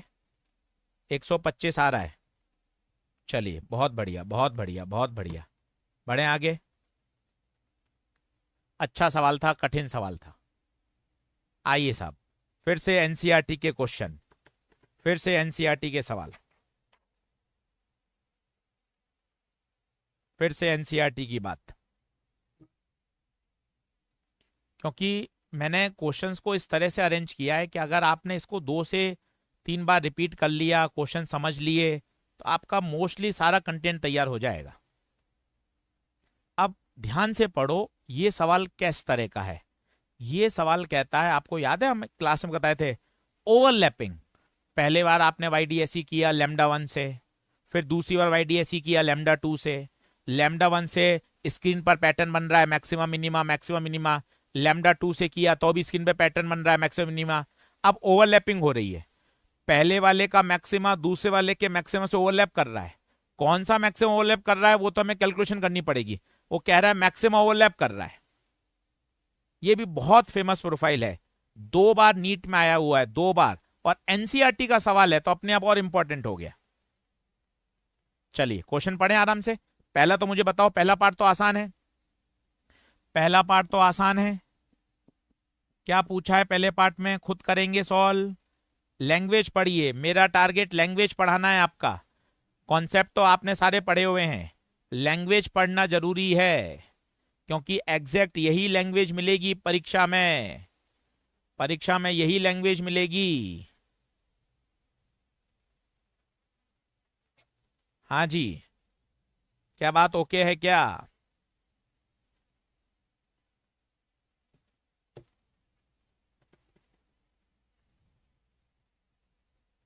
बढ़ू आगे, चलो। अब वो क्या कह रहा है, distance of third bright fringe, third bright fringe, third bright fringe की दूरी बताओ। थर्ड ब्राइट फ्रिंज की दूरी बताओ। ब्राइट में जो नंबर वही number, 3 beta 3 lambda D by D सब दे रखा है। लैम्डा 650, लैम्डा 650, ये लैम्डा हो गया। ठीक है, ये छोटा डी, ये बड़ा डी, सभी दे रखा है। कोई टेंशन वाली बात ही नहीं है, कोई टेंशन वाली बात ही नहीं है। 3 लैम्डा दे रखा है आपको, तो y बराबर 3 लैम्डा 650 नैनोमीटर, बड़ा डी 120 सेंटीमीटर, छोटा डी 2 mm। इसको आप सॉल्व कर लीजिएगा, y आ जाएगा। पहले पार्ट में कोई रॉकेट साइंस नहीं है। 1.17 mm आ रहा है, बिल्कुल सही किया है जिस बच्चे ने सॉल्व किया है, बहुत बढ़िया, बेहतरीन। 1.17 इंटू 10⁻³ आता है, एग्जैक्ट बिल्कुल सही कैलकुलेशन है, बिल्कुल सही है। अब आप दूसरा पार्ट पढ़िए, दूसरा बड़ा जबरदस्त है। पहला तो ठीक था, दूसरा बहुत काम का है। दूसरा ये आप स्टार लगा सकते हैं 2024 के लिए, क्योंकि ये प्रोफाइल 2 बार आ चुकी है और साथ ही साथ एनसीईआरटी में भी दे रखी है, इसलिए बच्चों ये काम का प्रश्न बन जाता है, इसलिए काम का प्रश्न बन जाता है। अब प्रश्न अच्छे से पढ़ें। वो कह रहा है जहां दोनों का मैक्सिमम ओवरलैप कर जाए, मैक्सिमम ओवरलैप कर जाए, तो याद करो मैक्सिमा की क्या कंडीशन होती थी, पांचवा मैक्सिमा 5 बीटा। तो लैम्डा वन का मैंने n1 मैक्सिमा बोला, तो मैक्सिमा में जो नंबर वही नंबर, तो n1 lambda d by D. जब मैंने एक्सपेरिमेंट लैम्डा 2 से किया तो उसका n2 मैक्सिमा में जो नंबर वही number, n2 lambda 2 D by D. और चूंकि वो ओवरलैप कर गए मतलब दोनों को इक्वल कर दिया। क्या तुम्हें याद है क्या? ये प्रोफाइल हम आपको क्लास नोट्स में भी बताते हैं, अगर याद है तो बताइए चैट बॉक्स में कि हाँ सर ये प्रोफाइल हम क्लास में भी करते हैं। लैम्डा वन 650, लैम्डा 1 है 650 और लैम्डा 2 है 520। लैम्डा 1 650 और ये 520, 13 का पहाड़ा, तो n1 बटे n2 बराबर 4/5। मतलब लैम्डा 1 की 4th ब्राइट लो या फिर लैम्डा 2 की 5th ब्राइट लो, एक ही बात है। इसकी चौथी इसकी 5वीं से ओवरलैप करेगी। बताओ क्या याद है क्या? ये बहुत ही पॉपुलर सवाल है, आप ये मान के चलो, मतलब मोस्ट फेमस क्वेश्चन जो अपन को आना ही चाहिए, आना ही चाहिए। क्या आप कर सकते हैं? अब आपसे डिस्टेंस पूछिए, मुझे डिस्टेंस पूछा गया है, तो किसी से भी कर सकते हैं आप। मैं लैम्डा 1 की 4th ब्राइट की लोकेशन लिख रहा हूं, बताइए क्या हो जाएगी। ब्राइट में जो नंबर वही नंबर, 2-3 बार बोल लीजिए, ब्राइट में जो नंबर वही नंबर, चौथा ब्राइट चौथा, और beta lambda d by D. अब आपको सब पता है, लैम्डा 1 पता है, लैम्डा 1 कितना आया था?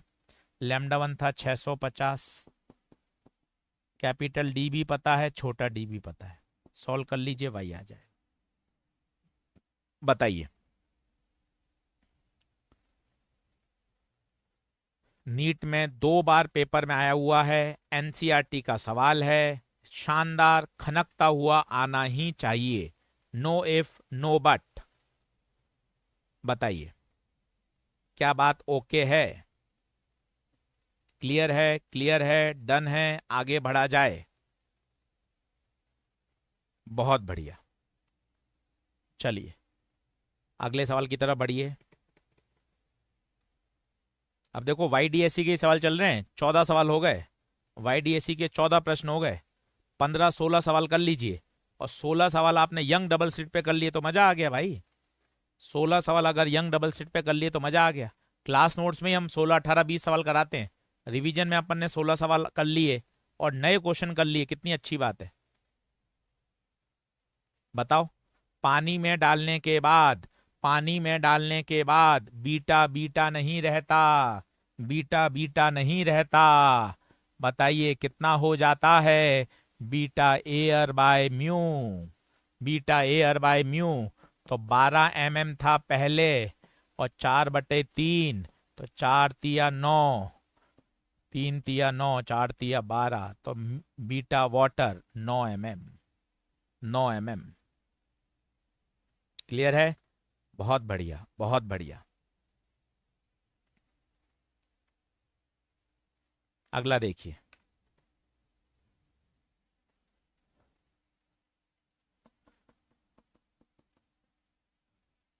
वेव ऑप्टिक छोटा चैप्टर है, तो हमने जो पीवाईक्यू के क्वेश्चन है वो इसी में इंक्लूड कर दिए हैं, ताकि आपको शाम का पीवाईक्यू सेशन अटेंड नहीं करना पड़ेगा। इसी में आपका पूरा वेव ऑप्टिक्स तैयार हो जाएगा। तो शाम का पीवाईक्यू सेशन वेव ऑप्टिक्स का नहीं है, मैंने इसी में पूरा पूरा पीवाईक्यू सिस्टमेटिक अरेंज कर दिए हैं। चलिए, अच्छे से पढ़िए ध्यानपूर्वक और सॉल्व करिए। लैंग्वेज पढ़िए, लैंग्वेज इंपॉर्टेंट है, लैंग्वेज इंपॉर्टेंट है।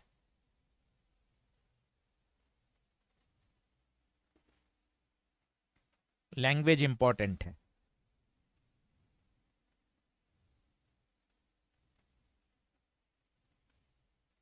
आगे आंसर बहुत अच्छा है। एंगुलर विड्थ बताओ, और एंटर एपरेटस को पानी में डुबो दिया। तो पहले एंगुलर विड्थ क्या थी? पहले थी 0.2 डिग्री। बाकी कुछ काम का ही नहीं है, जबरदस्ती माहौल बनाया गया है। और बाद में आपने पानी में डुबो दिया, तो क्या हो जाएगा? एयर की तुलना में म्यू से डिवाइड, 0.2 डिग्री बटे 4/3, तो 0.2 डिग्री इंटू 3/4, तो कितना हो जाएगा देख लीजिए। 0.2 इंटू 3/4 मतलब 0.75, 0.15 डिग्री आ जाएगा।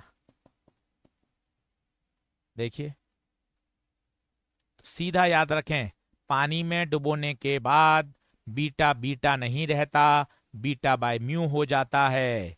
अल्फा अल्फा नहीं रहता, अल्फा बाय म्यू हो जाता है। बताइए, क्या ओके है क्या? सुलभ, धीरज यादव, नेहा यादव, क्रिस्टल गुप्ता, राज सिंह, अदनान, विवेक मिश्रा, बढ़े आगे। चलिए साहब, 2023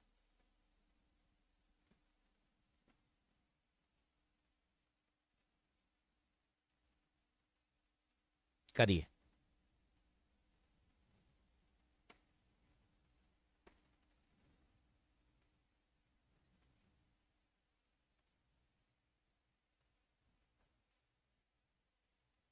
अब कितना बढ़िया सवाल है।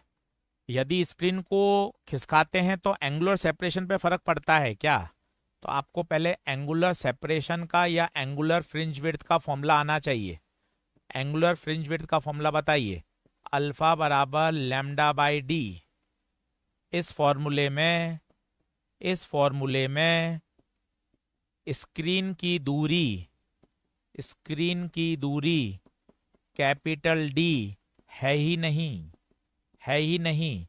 तो स्क्रीन को आप कितना भी दूर ले जाएं, अल्फा पे कोई चेंज नहीं आएगा, अल्फा पे कोई चेंज नहीं आएगा, रिमेन कांस्टेंट। बिल्कुल सही बात कह रहा है, स्टेटमेंट 1 बिल्कुल सही है। अल्फा पे कोई चेंज नहीं आएगा, अल्फा पे कोई चेंज नहीं आएगा। दूसरा, अगर वेवलेंथ को बढ़ा दें तो क्या एंगुलर सेपरेशन डिक्रीज हो जाएगी? तो वेवलेंथ को बढ़ा दें तो अल्फा बराबर लैम्डा बाई डी। अगर लैम्डा को बढ़ाओगे तो अल्फा भी बढ़ेगा, अल्फा भी बढ़ेगा, क्योंकि अल्फा लैम्डा के डायरेक्टली प्रोपोर्शनल है, तो डिक्रीज होगा। ये बात गलत है। तो स्टेटमेंट 1 ट्रू है, 2 फॉल्स है। बताइए, क्लियर है क्या? ये YDSE के 16 क्वेश्चन अपने तैयार हो गए। आप देखिए, लगभग 1 घंटा हुआ है, अपन ने YDSE की थ्योरी भी पढ़ ली, YDSE के फॉर्मूले भी एक बार हाथ से लिख लिए और 16 क्वेश्चन डेडिकेट YDSE पे सॉल्व कर लिए, क्योंकि बच्चों YDSE का क्वेश्चन पेपर में आना ही है, YDSE का क्वेश्चन पेपर में आना ही है। बोलिए, बढ़ें क्या आगे? चलिए, तो सबसे बड़ा पार्ट था वो अपना सॉल्व हो गया, इंटरफेरेंस। अब डिफ्रैक्शन और पोलराइजेशन है। डिफ्रैक्शन में केवल एक ही टॉपिक है, फ्रॉनहोफर सिंगल स्लिट डिफ्रैक्शन। पहले उसको पढ़ा देता हूं, उस पर 4-5 क्वेश्चन कर लीजिए। और फिर आएगा पोलराइजेशन। पोलराइजेशन बहुत ही छोटा टॉपिक है, उसमें एक मेलस लॉ है, एक ब्रिस्टल लॉ है, तो अपना वेव ऑप्टिक शानदार तैयार हो जाएगा। बताइए, क्या हम डिफ्रैक्शन की तरफ बढ़ें? 16 क्वेश्चन हो गए हैं, क्या हम डिफ्रैक्शन की तरफ बढ़ें? चलिए, अब आप डिफ्रैक्शन के फॉर्मूले सब कुछ सिस्टमेटिक लिखना, इसलिए मैं जानबूझकर स्लाइड नहीं लेके आता हूं, ताकि आप लिखेंगे तभी याद होगा। इसका नाम है Fraunhofer single slit diffraction. Single slit diffraction, आप देख सकते हैं सिंगल स्लिट है, माना इसकी जो विड्थ है छोटा ए, तो छोटा ए का नाम बताइए, विड्थ ऑफ स्लिट। सभी बच्चे डायग्राम बनाएं, नाम लिखें, तभी मजा आएगा। जो स्क्रीन है वो कितनी दूरी पर है? वो है कैपिटल D की दूरी पर है। अब पर्दे पे जो पैटर्न बनता है आप सभी को याद है, वो इक्वल इंटेंसिटी का पैटर्न नहीं बनता है। जैसे जैसे हम पर्दे से दूर जाते हैं इंटेंसिटी लगातार कम होती जाती है, इंटेंसिटी लगातार कम होती जाती है। आपको पहला सबसे याद होना चाहिए, this is called first minima. पूरा नाम बोलेंगे तो फर्स्ट सेकेंडरी मिनिमा। इसकी लोकेशन शानदार याद होनी चाहिए, ये होती है y बराबर लैम्डा D/A। केवल ये याद करने से ही काम हो जाता है। This is the location of first minima. चाहे ऊपर देखें चाहे नीचे से देखिए, first secondary minima. First minima भी बोल सकते हैं, पूरा नाम सेकेंडरी मिनिमा है। फर्स्ट मिनिमा की लोकेशन, पहले डार्क बैंड की लोकेशन हर बच्चे को याद हो, कॉपी में जरूर बनाइए, बनाकर लिखेंगे तभी मजा आएगा। बिल्कुल डायग्राम बनाकर हाथ से बिल्कुल पूरा फॉर्मूला लिखिए। क्या बात क्लियर है क्या? ये पहले मिनिमा की लोकेशन अपन को याद होनी चाहिए। इसके बाद सबसे ज्यादा पूछा जाता है सेंट्रल मैक्सिमा की चौड़ाई, विड्थ ऑफ सेंट्रल मैक्सिमा। खुद सोच के बताओ, विड्थ ऑफ सेंट्रल मैक्सिमा क्या होगी? विड्थ ऑफ सेंट्रल मैक्सिमा क्या होगी? आपको खुद दिख रहा है, y ऊपर y नीचे, तो सेंट्रल मैक्सिमा की चौड़ाई ट्वाइस ऑफ y पता है, तो कई कबार ये फॉर्मूला ही पूछ लिया जाता है, width of central maxima. Width of central maxima सबसे ज्यादा काम का यही दो फॉर्मूले हैं। पहले डार्क बैंड की लोकेशन, हर बच्चा बोले पहले डार्क बैंड की लोकेशन y बराबर लैम्डा D/A। पहले डार्क बैंड की लोकेशन y बराबर लैम्डा D/ छोटा a, और width of central maxima twice of y। फिर आता है मिनिमा और मैक्सिमा। तो मिनिमा की शर्त होती है a साइन थीटा बराबर n lambda, a sign theta बराबर n लैम्डा। मैक्सिमा की शर्त होती है a साइन थीटा बराबर 2n+1 λ/2, 2n+1 λ/2। ये हमें दोनों याद अच्छे से होनी चाहिए, ये दोनों याद हमें अच्छे से होनी चाहिए। मिनिमा a साइन थीटा बराबर n lambda, maxima a sign theta बराबर 2n+1 λ/2। वो आपसे पूछ लेगा पहले मिनिमा की एंगुलर पोजीशन बताओ, पहले मिनिमा की एंगुलर पोजीशन बताओ। तो पहले बताओ क्या पूछना चाहता है, पहले मिनिमा की एंगुलर पोजीशन, क्या वो थीटा पूछना चाहता है?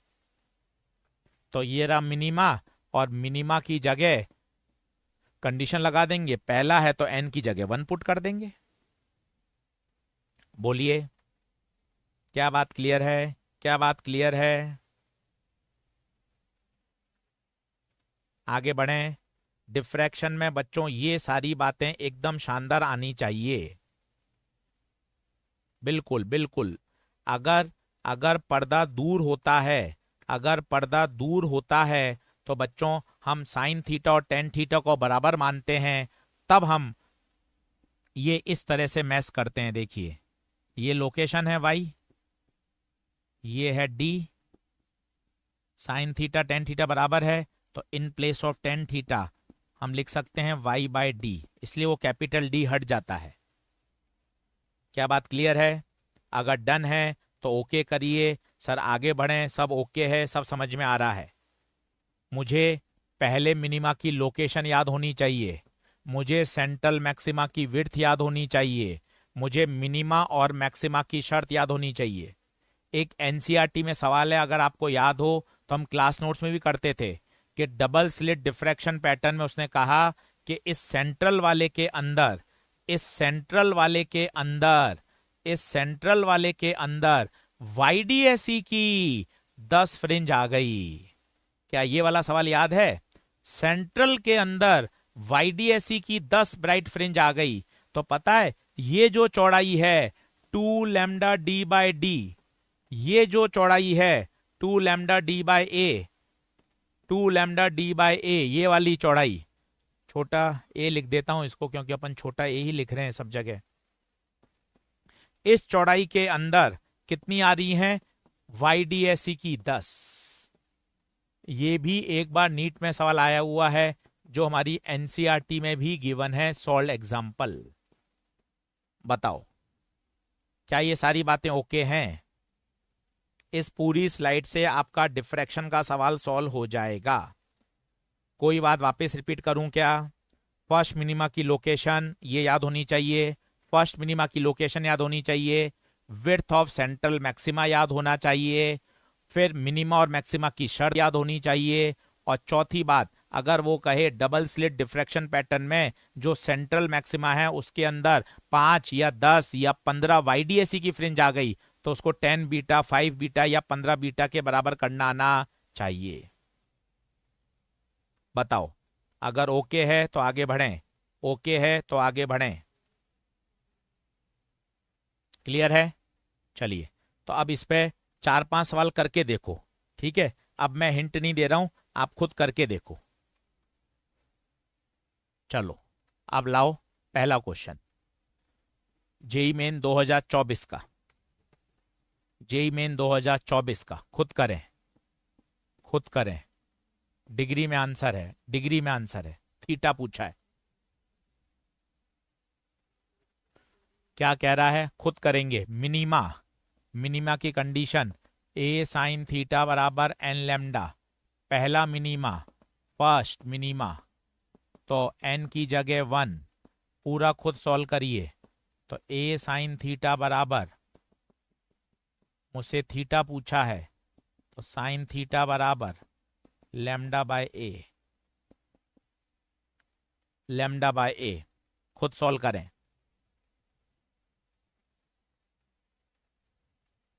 अब देखिए 2024 का सवाल है, पर क्वेश्चन मैं आपको रोज बताता हूं और हमेशा आपको क्लास में मैंने आपको बताता रहता था कि बेटा कुछ अलग, कुछ नया नहीं आएगा पेपर में।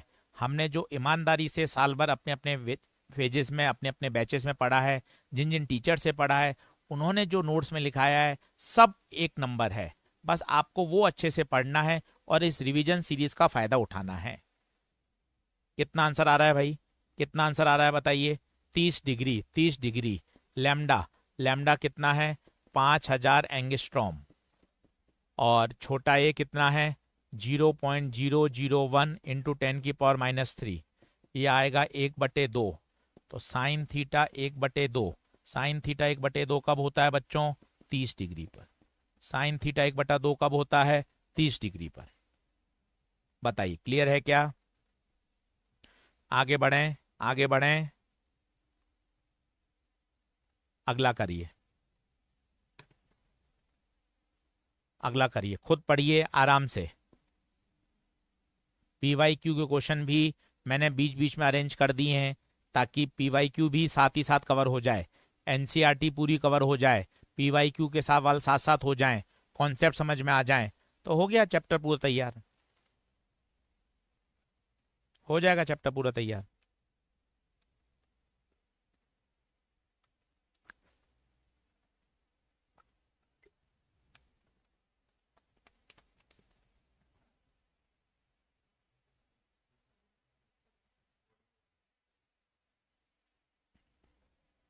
हाँ जी, पढ़ें क्या आगे? अब क्या कह रहा है बताओ? फर्स्ट डार्क बैंड, तो पहला डार्क बैंड, पहले डार्क बैंड की लोकेशन याद है? सीधा फर्स्ट डार्क बैंड, मैंने आपको कहा था सबसे इंपॉर्टेंट है first dark band, most famous. आराम से 2 मिनट लीजिए और इसको अच्छे से देख लीजिए। First dark band, first dark band, y बराबर lambda d by a, most famous. Width of central maxima 2 lambda d by a. अच्छे से दिमाग में रचा लो, बसा लो, अच्छे से दिमाग में रचा लो, बसा लो। बताइए, क्लियर है? बहुत बढ़िया। अब इसने बोला है फर्स्ट डार्क बैंड, मतलब आपसे वाई पूछा है, वाई पूछा है, तो देखिए फर्स्ट डार्क बैंड की लोकेशन, फर्स्ट डार्क बैंड की लोकेशन, तो ये हो गया लैम्डा डी बाय ए। बस यही तो पूछा है आपसे। लैम्डा, लैम्डा कितना दे रखा है? 5 × 10⁻⁵ सेंटीमीटर है, मीटर में कन्वर्ट कर दो। अब डी गायब है, तो अब आपको पता होना चाहिए, यहां कॉन्वेक्स लेंस लगा दिया, तो कॉन्वेक्स लेंस की जो फोकल लेंथ है वहीं तो आपको स्क्रीन रखनी पड़ेगी, ताकि तभी तो आपको स्क्रीन पर पैटर्न मिलेगा। तो कैपिटल डी यहां 60 सेंटीमीटर होगा। और इस स्लिट की विड्थ दे रखी है, स्लिट की विड्थ दे रखी है 0.02 सेंटीमीटर। अच्छे से इस बात को समझिए, मैंने सवाल इसलिए लिया है, एक तो सेंटीमीटर मीटर में कन्वर्जन बच्चों गलत नहीं करना है, और इस सवाल में एक लेंस की फोकल लेंथ की बात हो रही है, तो लेंस की फोकल लेंथ का मतलब है कॉन्वेक्स लेंस की फोकल लेंथ दे रखी है, तो फोकल लेंथ 60 सेंटीमीटर है, तो आपको पर्दे को 60 सेंटीमीटर पे ही रखना पड़ेगा ताकि पैटर्न आप ऑब्जर्व कर सकें। आंसर सेंटीमीटर में ही है, चलो ठीक है, अपन तो सब मीटर में करो, बाद में देख लेंगे ऑप्शन। अपन तो हमेशा मीटर में करो, अपन तो हमेशा मीटर में करो। Option number 1, option number 1, option number 1, option number 1, ठीक है। अगला देखिए, ये 25 सवाल आज आपको कल लेने हैं। अपन ने 25 सवाल का टारगेट लिया था, कल के सवाल थे 45, मॉर्निंग के 27, इवनिंग के 18, 45 वो हो गए, 25 ये हो गए, तो ये लगभग हो गए 80 सवाल। इन 80 सवाल में आपके 2024 के सारे क्वेश्चन आ जाएंगे, ये देख लीजिएगा आप। इन 80 सवाल में से 80 नहीं 70 हो गए, इन 70 सवाल में से आपका काम हो जाएगा। अब सीधा सेंट्रल मैक्सिमा की विड्थ पूछी है, सीधा सेंट्रल मैक्सिमा की विड्थ पूछी है, विड्थ ऑफ सेंट्रल मैक्सिमा सीधा पूछा है। आंसर 2 लैम्डा डी बाय ए, आंसर 2 लैम्डा डी बाय ए, सीधा आंसर। अगला देखिए, अगला देखिए, बढ़िया आगे, आराम से क्वेश्चन पढ़िए, तसल्ली से पूरा समय लीजिए, पेन पेपर पे अटेंड करिए। अब कुछ दिनों में बहुत ही जल्द यूट्यूब पर फ्लूइड का पूरा लेक्चर लेकर आएंगे, 2 सेशन लेंगे फ्लूइड के, और लगभग उसमें 30-35 क्वेश्चन मैंने सेलेक्ट किए हैं। सरफेस टेंशन, इलास्टिसिटी, पूरा fluid static, fluid dynamic, viscosity, सब कुछ उन 35 सवाल में शानदार तैयार हो जाएगा। सही बात है? तो पूरी आपको इंफॉर्मेशन टेलीग्राम चैनल पे मिल जाएगी। चलो अब ध्यान से देखो, सवाल में मिनिमा और मैक्सिमा की बात हो रही है, तो बच्चे पहले मिनिमा और मैक्सिमा की शर्त, मिनिमा की शर्त याद करो, बोलो मिनिमा की शर्त। मिनिमा की शर्त क्या होती है? मिनिमा की शर्त क्या होती है? मिनिमा की शर्त होती है ए साइन थीटा बराबर एन लैम्डा, ए साइन थीटा बराबर एन लैम्डा। मैक्सिमा की शर्त, मैक्सिमा की शर्त, मैक्सिमा की शर्त ए साइन थीटा बराबर 2n+1 lambda by 2, 2n+1 lambda by 2। पहले मिनिमा और मैक्सिमा की शर्त याद होनी चाहिए। ठीक है, अब वो कह रहा है पहला मिनिमा, बच्चों को कह रहा है पहला मिनिमा, तो n1 कहां पे ऑब्जर्व हो रहा है? 30 पर। पहला मिनिमा, पहला मिनिमा, पहला मिनिमा, इसका मतलब n1 कहां ऑब्जर्व हो रहा है? 30 पर। तो पहला मिनिमा थीटा की जगह 30, तो a साइन 30 1/2, तो a बराबर क्या आ गया? 2 लैम्डा। a बराबर क्या आ गया? 2 लैम्डा। ये मिनिमा आ गई। अब मुझे मैक्सिमा पूछा है, पहला मैक्सिमा, पहला मैक्सिमा, पहला मतलब n बराबर 1 कहां बनेगा? तो a साइन थीटा, पहला तो n की जगह 1 रख दीजिए, तो a साइन थीटा, तो ये हो गया 3 लैम्डा बाय 2। a की वैल्यू पुट कर दीजिए, a की वैल्यू पुट कर दीजिए, कितना है a? 2 lambda. 2 lambda sign theta बराबर 3 लैम्डा बाई 2, लैम्डा से लैम्डा कटा, तो साइन थीटा बराबर 3/4, तो थीटा बराबर साइन इनवर्स 3/4, थीटा बराबर साइन इनवर्स 3/4। बताइए, अच्छा सवाल था, अच्छा सवाल था, इसे एक बार जरूर करना चाहिए। बताइए, बोलिए, डिफ्रैक्शन की फील आ रही है? कितना आसान है, कितना आसान है, आप देखो ना, कहीं दिक्कत ही नहीं है।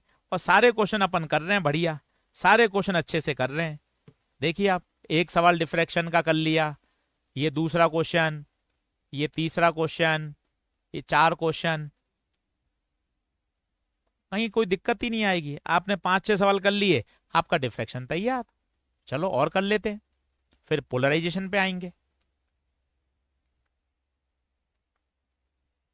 चलिए साहब, अगला क्वेश्चन 2015 का खुद करेंगे, अगला क्वेश्चन खुद करेंगे 2015 का।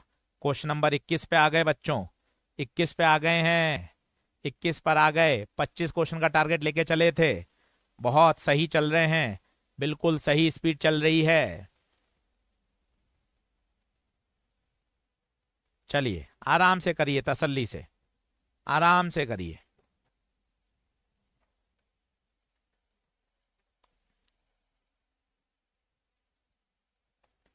याद आया क्या हुआ?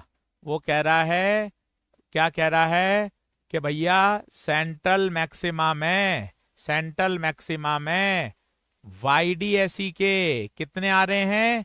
10 मैक्सिमा, सिंगल स्लिट। देख लीजिए, क्या बात क्लियर हुई? तो बताओ, सेंट्रल मैक्सिमा की विड्थ बताओ। 2 लैम्डा D/A में कितने मैक्सिमा? 10। तो 2 लैम्डा D/A बराबर 10, बीटा की जगह लैम्डा D बाय छोटा d।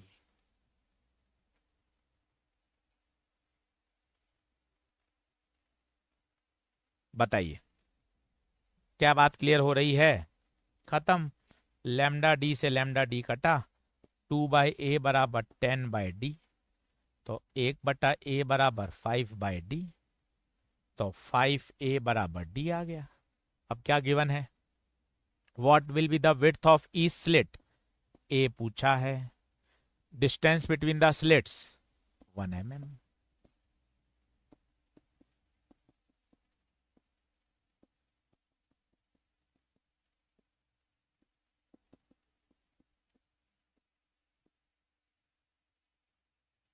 .2 mm, चौथा ऑप्शन। बताओ, क्लियर है क्या? क्लियर है क्या? डिफ्रैक्शन हो गया तैयार।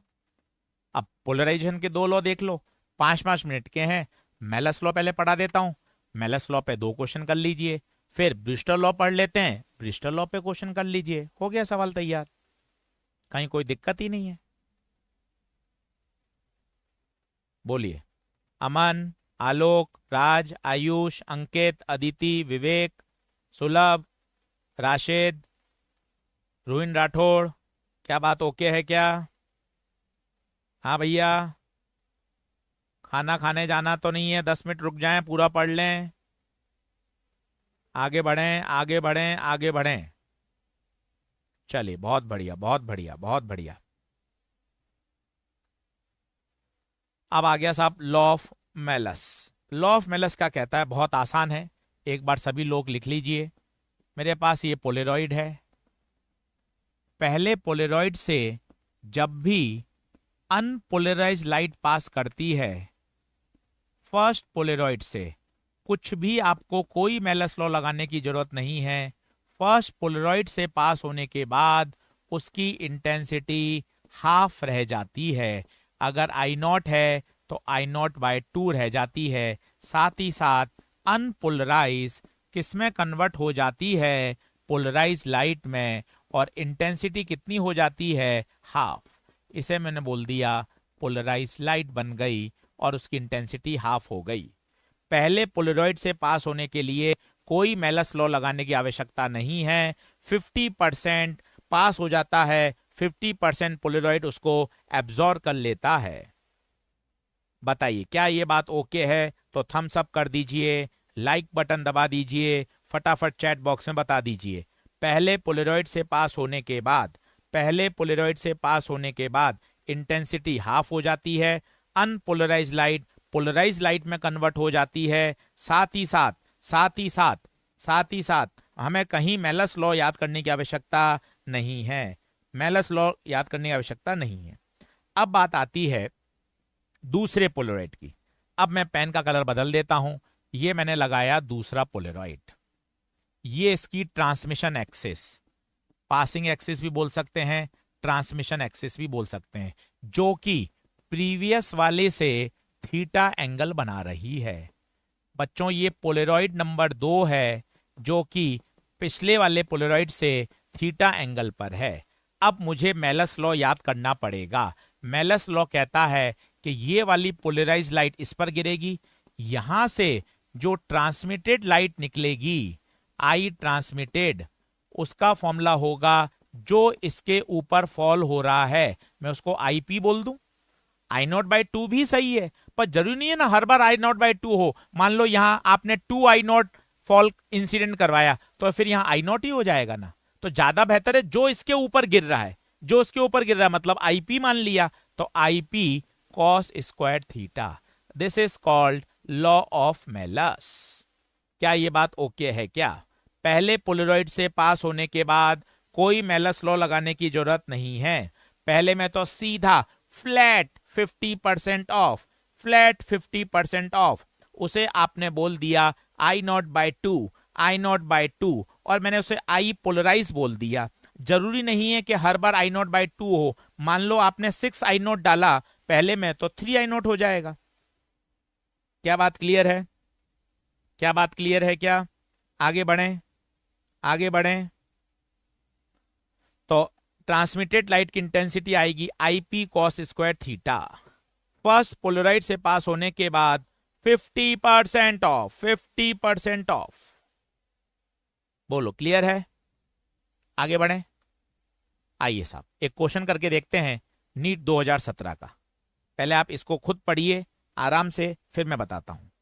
मैंने पीवाईक्यू के सवाल भी सारे इसमें इंक्लूड कर दिए हैं, ताकि ये चैप्टर छोटा था, आप 2 सेशन की जगह 1 सेशन में आपका पूरा काम हो जाएगा।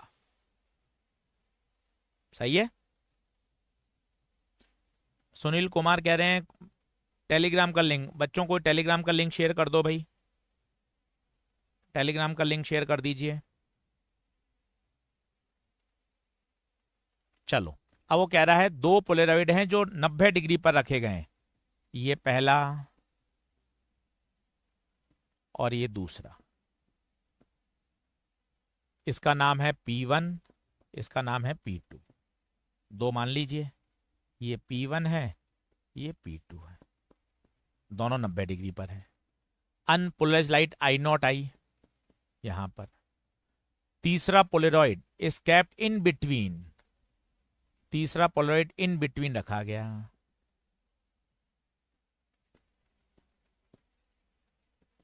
ये रखा गया कितने एंगल पर? 45 डिग्री पर। तीसरा पोलरॉइड इन बिटवीन रखा गया है। क्लियर है? अब आइए फटाफट करते हैं। पहले पोलरॉइड में कोई मेलस लॉ नहीं लगेगा, सीधा आई नॉट बाय टू, सीधा आई नॉट बाय टू। ये तीसरा पोलरॉइड P3, P1 से 45 है तो बट ऑब्वियस है P2 से भी 45 होगा। पहले पोलरॉइड में कोई मेलस लॉ की लगाने की जरूरत नहीं है, सीधा आई नॉट बाय टू, सीधा आई नॉट बाय टू। बोलिए क्लियर है? ठीक है, अब इसमें लगाइए, ये इसके ऊपर I not by two fall होगा तो I transmitted I P cos square theta, ये आपको रटा हुआ है। आई पी इसके ऊपर कितना गिरा? आई नॉट बाय टू। थीटा कितना है? कॉस 45। कॉस 45 होता है 1/√2। 1/√2 का स्क्वायर करोगे 1/2, तो ये आ जाएगा आई नॉट बाय 4। तो यहां से पास होगा आई नॉट बाय 4, इसके ऊपर आई नॉट बाय 4 गिरेगा।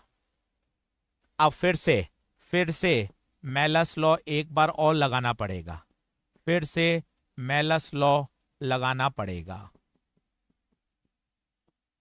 अब लगाएंगे, पहले तो रटा हुआ लिख दो, आई ट्रांसमिटेड बराबर I P cos square theta, ये तो आपको रटा हुआ है। अब बताइए इसके ऊपर गिरने वाली intensity I not by 4।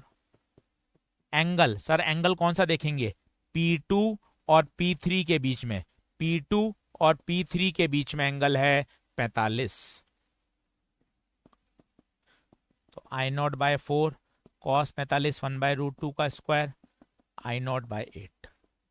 I not by 8 आ रहा है बच्चों आंसर, बच्चों आंसर आई नॉट बाय 8 आ रहा है। नीट 2017। बताओ क्या मामला ओके है? क्या मामला ओके है? ओके है तो डन कर दीजिए कि हाँ सर बात समझ में आ गई। पहले पोलरॉइड में मेलस लॉ लगाने की जरूरत नहीं है, पहले में मेलस लॉ लगाने की जरूरत नहीं है, पहले में मेलस लॉ लगाने की जरूरत नहीं है, दूसरे और तीसरे में मेलस लॉ लगाएंगे। बढ़े आगे। अगला सवाल अब खुद करिए, जेई मेन 2022 सवाल नंबर आ गए हैं साहब, क्वेश्चन नंबर 23 पर आ गए। क्या बात है, क्वेश्चन नंबर 23 पर। बहुत बढ़िया, मेलस लॉ का सवाल। खुद पढ़ें, लैंग्वेज को पढ़ें, लैंग्वेज का डर हटाएं। डायग्राम बनाकर गिवन लिखने से सवाल आसान हो जाता है, लैंग्वेज का डर हटाएं। क्वेश्चन पेपर में इसी तरह की पूरी लैंग्वेज आएगी, तो लैंग्वेज बहुत जरूरी है पढ़ना।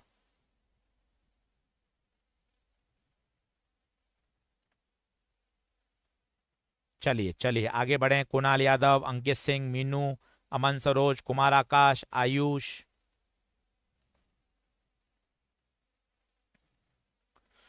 अब क्या कह रहा है? An unpolarized light intensity 2 I naught is passed through a polaroid and then through another polaroid which is oriented in such a way 30 degree पर है। तो पहला पोलरॉइड तो कैसा भी रख दीजिए आप, और जो दूसरा पोलरॉइड आप रख रहे हैं, दूसरा पोलरॉइड रख रहे हैं वो पहले से 30 डिग्री पर है। ठीक है, और यहां आ रही है 2 I नॉट। फर्स्ट पोलरॉइड में कोई मेलस लॉ की जरूरत नहीं है, फर्स्ट पोलरॉइड में कोई मेलस की जरूरत नहीं है, सीधा इंटेंसिटी हाफ। अब इसके लिए मेलस लॉ लगा लीजिए, इसके लिए मेलस लॉ लगा लीजिए। तो पहले तो रटा हुआ लिख दीजिए, आई ट्रांसमिटेड बराबर I P cos square theta, I transmitted बराबर I P cos square theta. इसके ऊपर कितनी फॉल हो रही है बताइए? I not cos theta, theta कितना है? 30। तो आई नॉट कॉस 30 √3/2, √3/2 का स्क्वायर 3I0/4, 3I0/4। बताइए क्लियर है क्या? तो आंसर आएगा साहब 3I0/4। बताइए क्या मेलस लॉ ओके है? क्या मेलस लॉ ओके है? ब्रिस्टर लॉ की तरफ बढ़ें, ब्रिस्टर लॉ की तरफ बढ़ें। ओके कर दीजिए, थम्स अप कर दीजिए। हाँ सर आगे बढ़ें। चलिए साहब चलिए, बहुत शानदार, बहुत शानदार। चलो, अब आते हैं बच्चों ब्रिस्टल लॉ पर। ब्रिस्टल लॉ में क्या क्या बातें हैं, आप डायग्राम बना के समझेंगे तो मजा आ जाएगा। डायग्राम बना के समझेंगे तो मजा आ जाएगा। सभी लोग डायग्राम बना लें। ये एयर, नीचे मीडियम, अनपोलराइज लाइट आई। अनपोलराइज का मतलब एरो भी है, डॉट भी है। डायग्राम जरूर बना लें, डायग्राम से ही कई सवाल सॉल्व होते हैं। अनपोलराइज लाइट आई। मजे की बात है, हर एंगल पे ऐसा नहीं होता, एक पर्टिकुलर एंगल पर ही ये प्रोसेस होगा। That particular angle is called angle of polarisation. हर किसी एंगल पर इस तरह का इफेक्ट नहीं आएगा, ये तभी आएगा जब एक पर्टिकुलर एंगल पर होगा। और देखा गया कि जब आईपी पे आते हैं तो टकरा के जो रिफ्लेक्टेड लाइट होती है, ये रिफ्लेक्टेड लाइट 100% पोलराइज होती है। 100% पोलराइज। साथ ही साथ इसमें जो वाइब्रेशंस होते हैं, इसमें जो वाइब्रेशंस होते हैं वो प्लेन ऑफ इंसिडेंस के परपेंडिकुलर होते हैं। Vibration of electric field vector are perpendicular to plane of incidence. देखिए, लिखकर करेंगे तभी याद होगा। ये पूरा डायग्राम बना हुआ अपन स्लाइड में देख सकते थे, पर उसमें मजा नहीं आता है। उसमें मजा नहीं आता है। आप लिखेंगे तभी वो आपको याद होगा कि ये वाला जो काम है कि रिफ्लेक्टेड लाइट जो प्लेन पोलराइज हो रही है, ये तभी संभव है जब इंसिडेंट अनपोलराइज लाइट किसी पर्टिकुलर एंगल पर आए। That particular angle is called angle of polarisation. That particular angle is called angle of polarisation.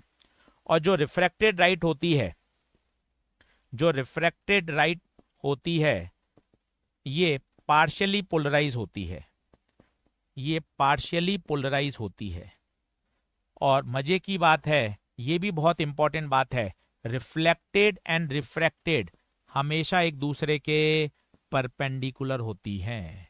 अच्छा, ये आईपी है तो क्या ये भी आईपी होगा? बिल्कुल सही बात है, ये भी आईपी होगा। और ब्रिस्टल लॉ की बात करें तो ब्रिस्टल लॉ आप सभी को याद है, म्यू बराबर 10 IP। म्यू बराबर 10 IP। एक बार जरूर लिख लें, लिखेंगे बच्चों तभी मजा आएगा, लिखेंगे तभी क्लियर होगा।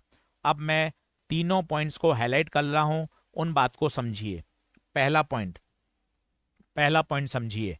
एक तो ब्रिस्टल लॉ याद कर लीजिए, म्यू बराबर 10 IP। म्यू है इस मीडियम का रिफ्रैक्टिव इंडेक्स।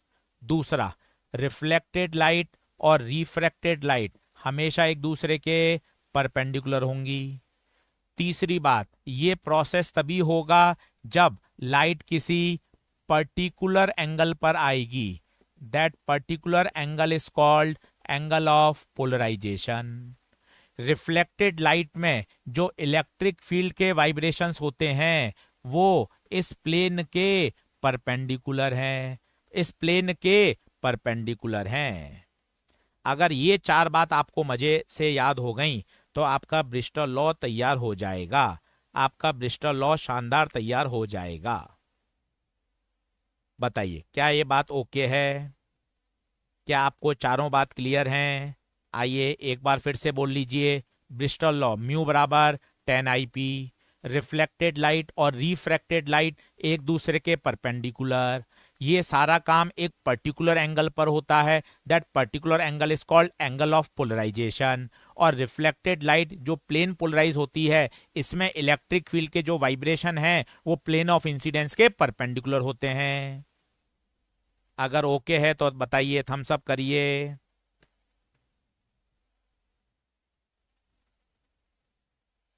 क्लियर है? क्लियर है, मामला क्लियर है? आइए क्वेश्चन नंबर 24। क्वेश्चन नंबर 24, आराम से पढ़िए, सवाल बढ़िया है। आराम से पढ़िए, सवाल बढ़िया है।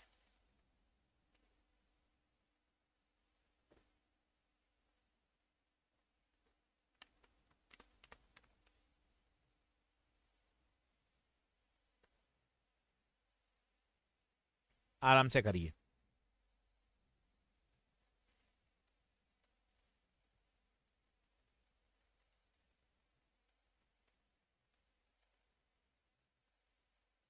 बहुत बढ़िया, साफ साफ है।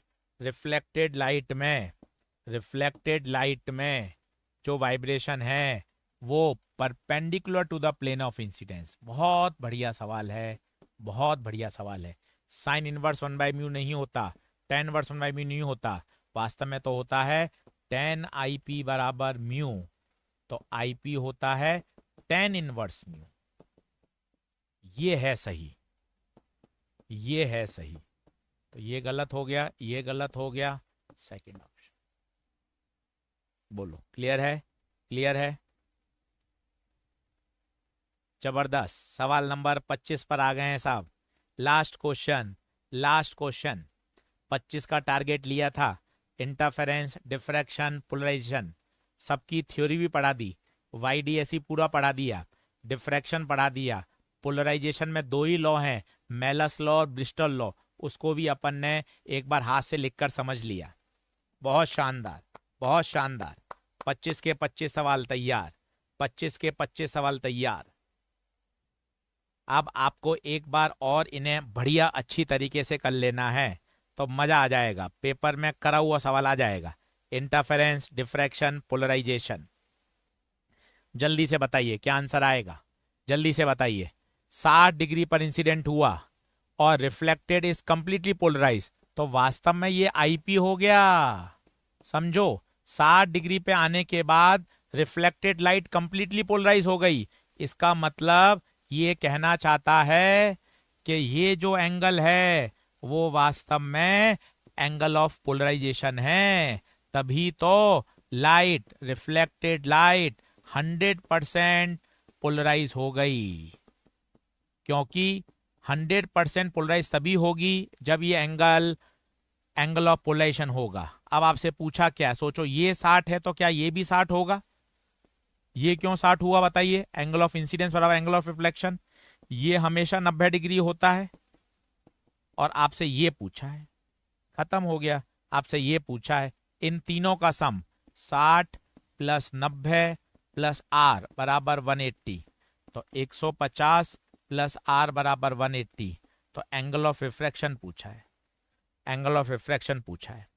इस साल का क्वेश्चन है, आप देखिए JEE मेन 2024 का सवाल। मैं आपको फिर बार बार कहता हूं, क्लास में भी मैं आपको कहता था कि भाई ऐसा कोई सवाल नहीं आएगा जिसमें आप परेशान होंगे, सारे सवाल आपके मस्त कंफर्टेबल सॉल्व हो जाएंगे। इसलिए बिल्कुल मत परेशान होइए, आराम से खूब मन लगा के पढ़िए। लास्ट 15 दिन बचे हैं और अपनी एनर्जी को पूरे मन से आगे बढ़ाइए और खूब मेहनत करके फॉर्मूले को रिवाइज करिए, अच्छे से चैप्टर को तैयार करिए। सही है? चलिए, wish you all the best. बहुत जल्दी फिर से मिलेंगे और फ्लूइड का एक जोरदार सेशन लेकर आएंगे और फ्लूइड बहुत बढ़िया लेवल पे तैयार करेंगे। चलिए, wish you all the best.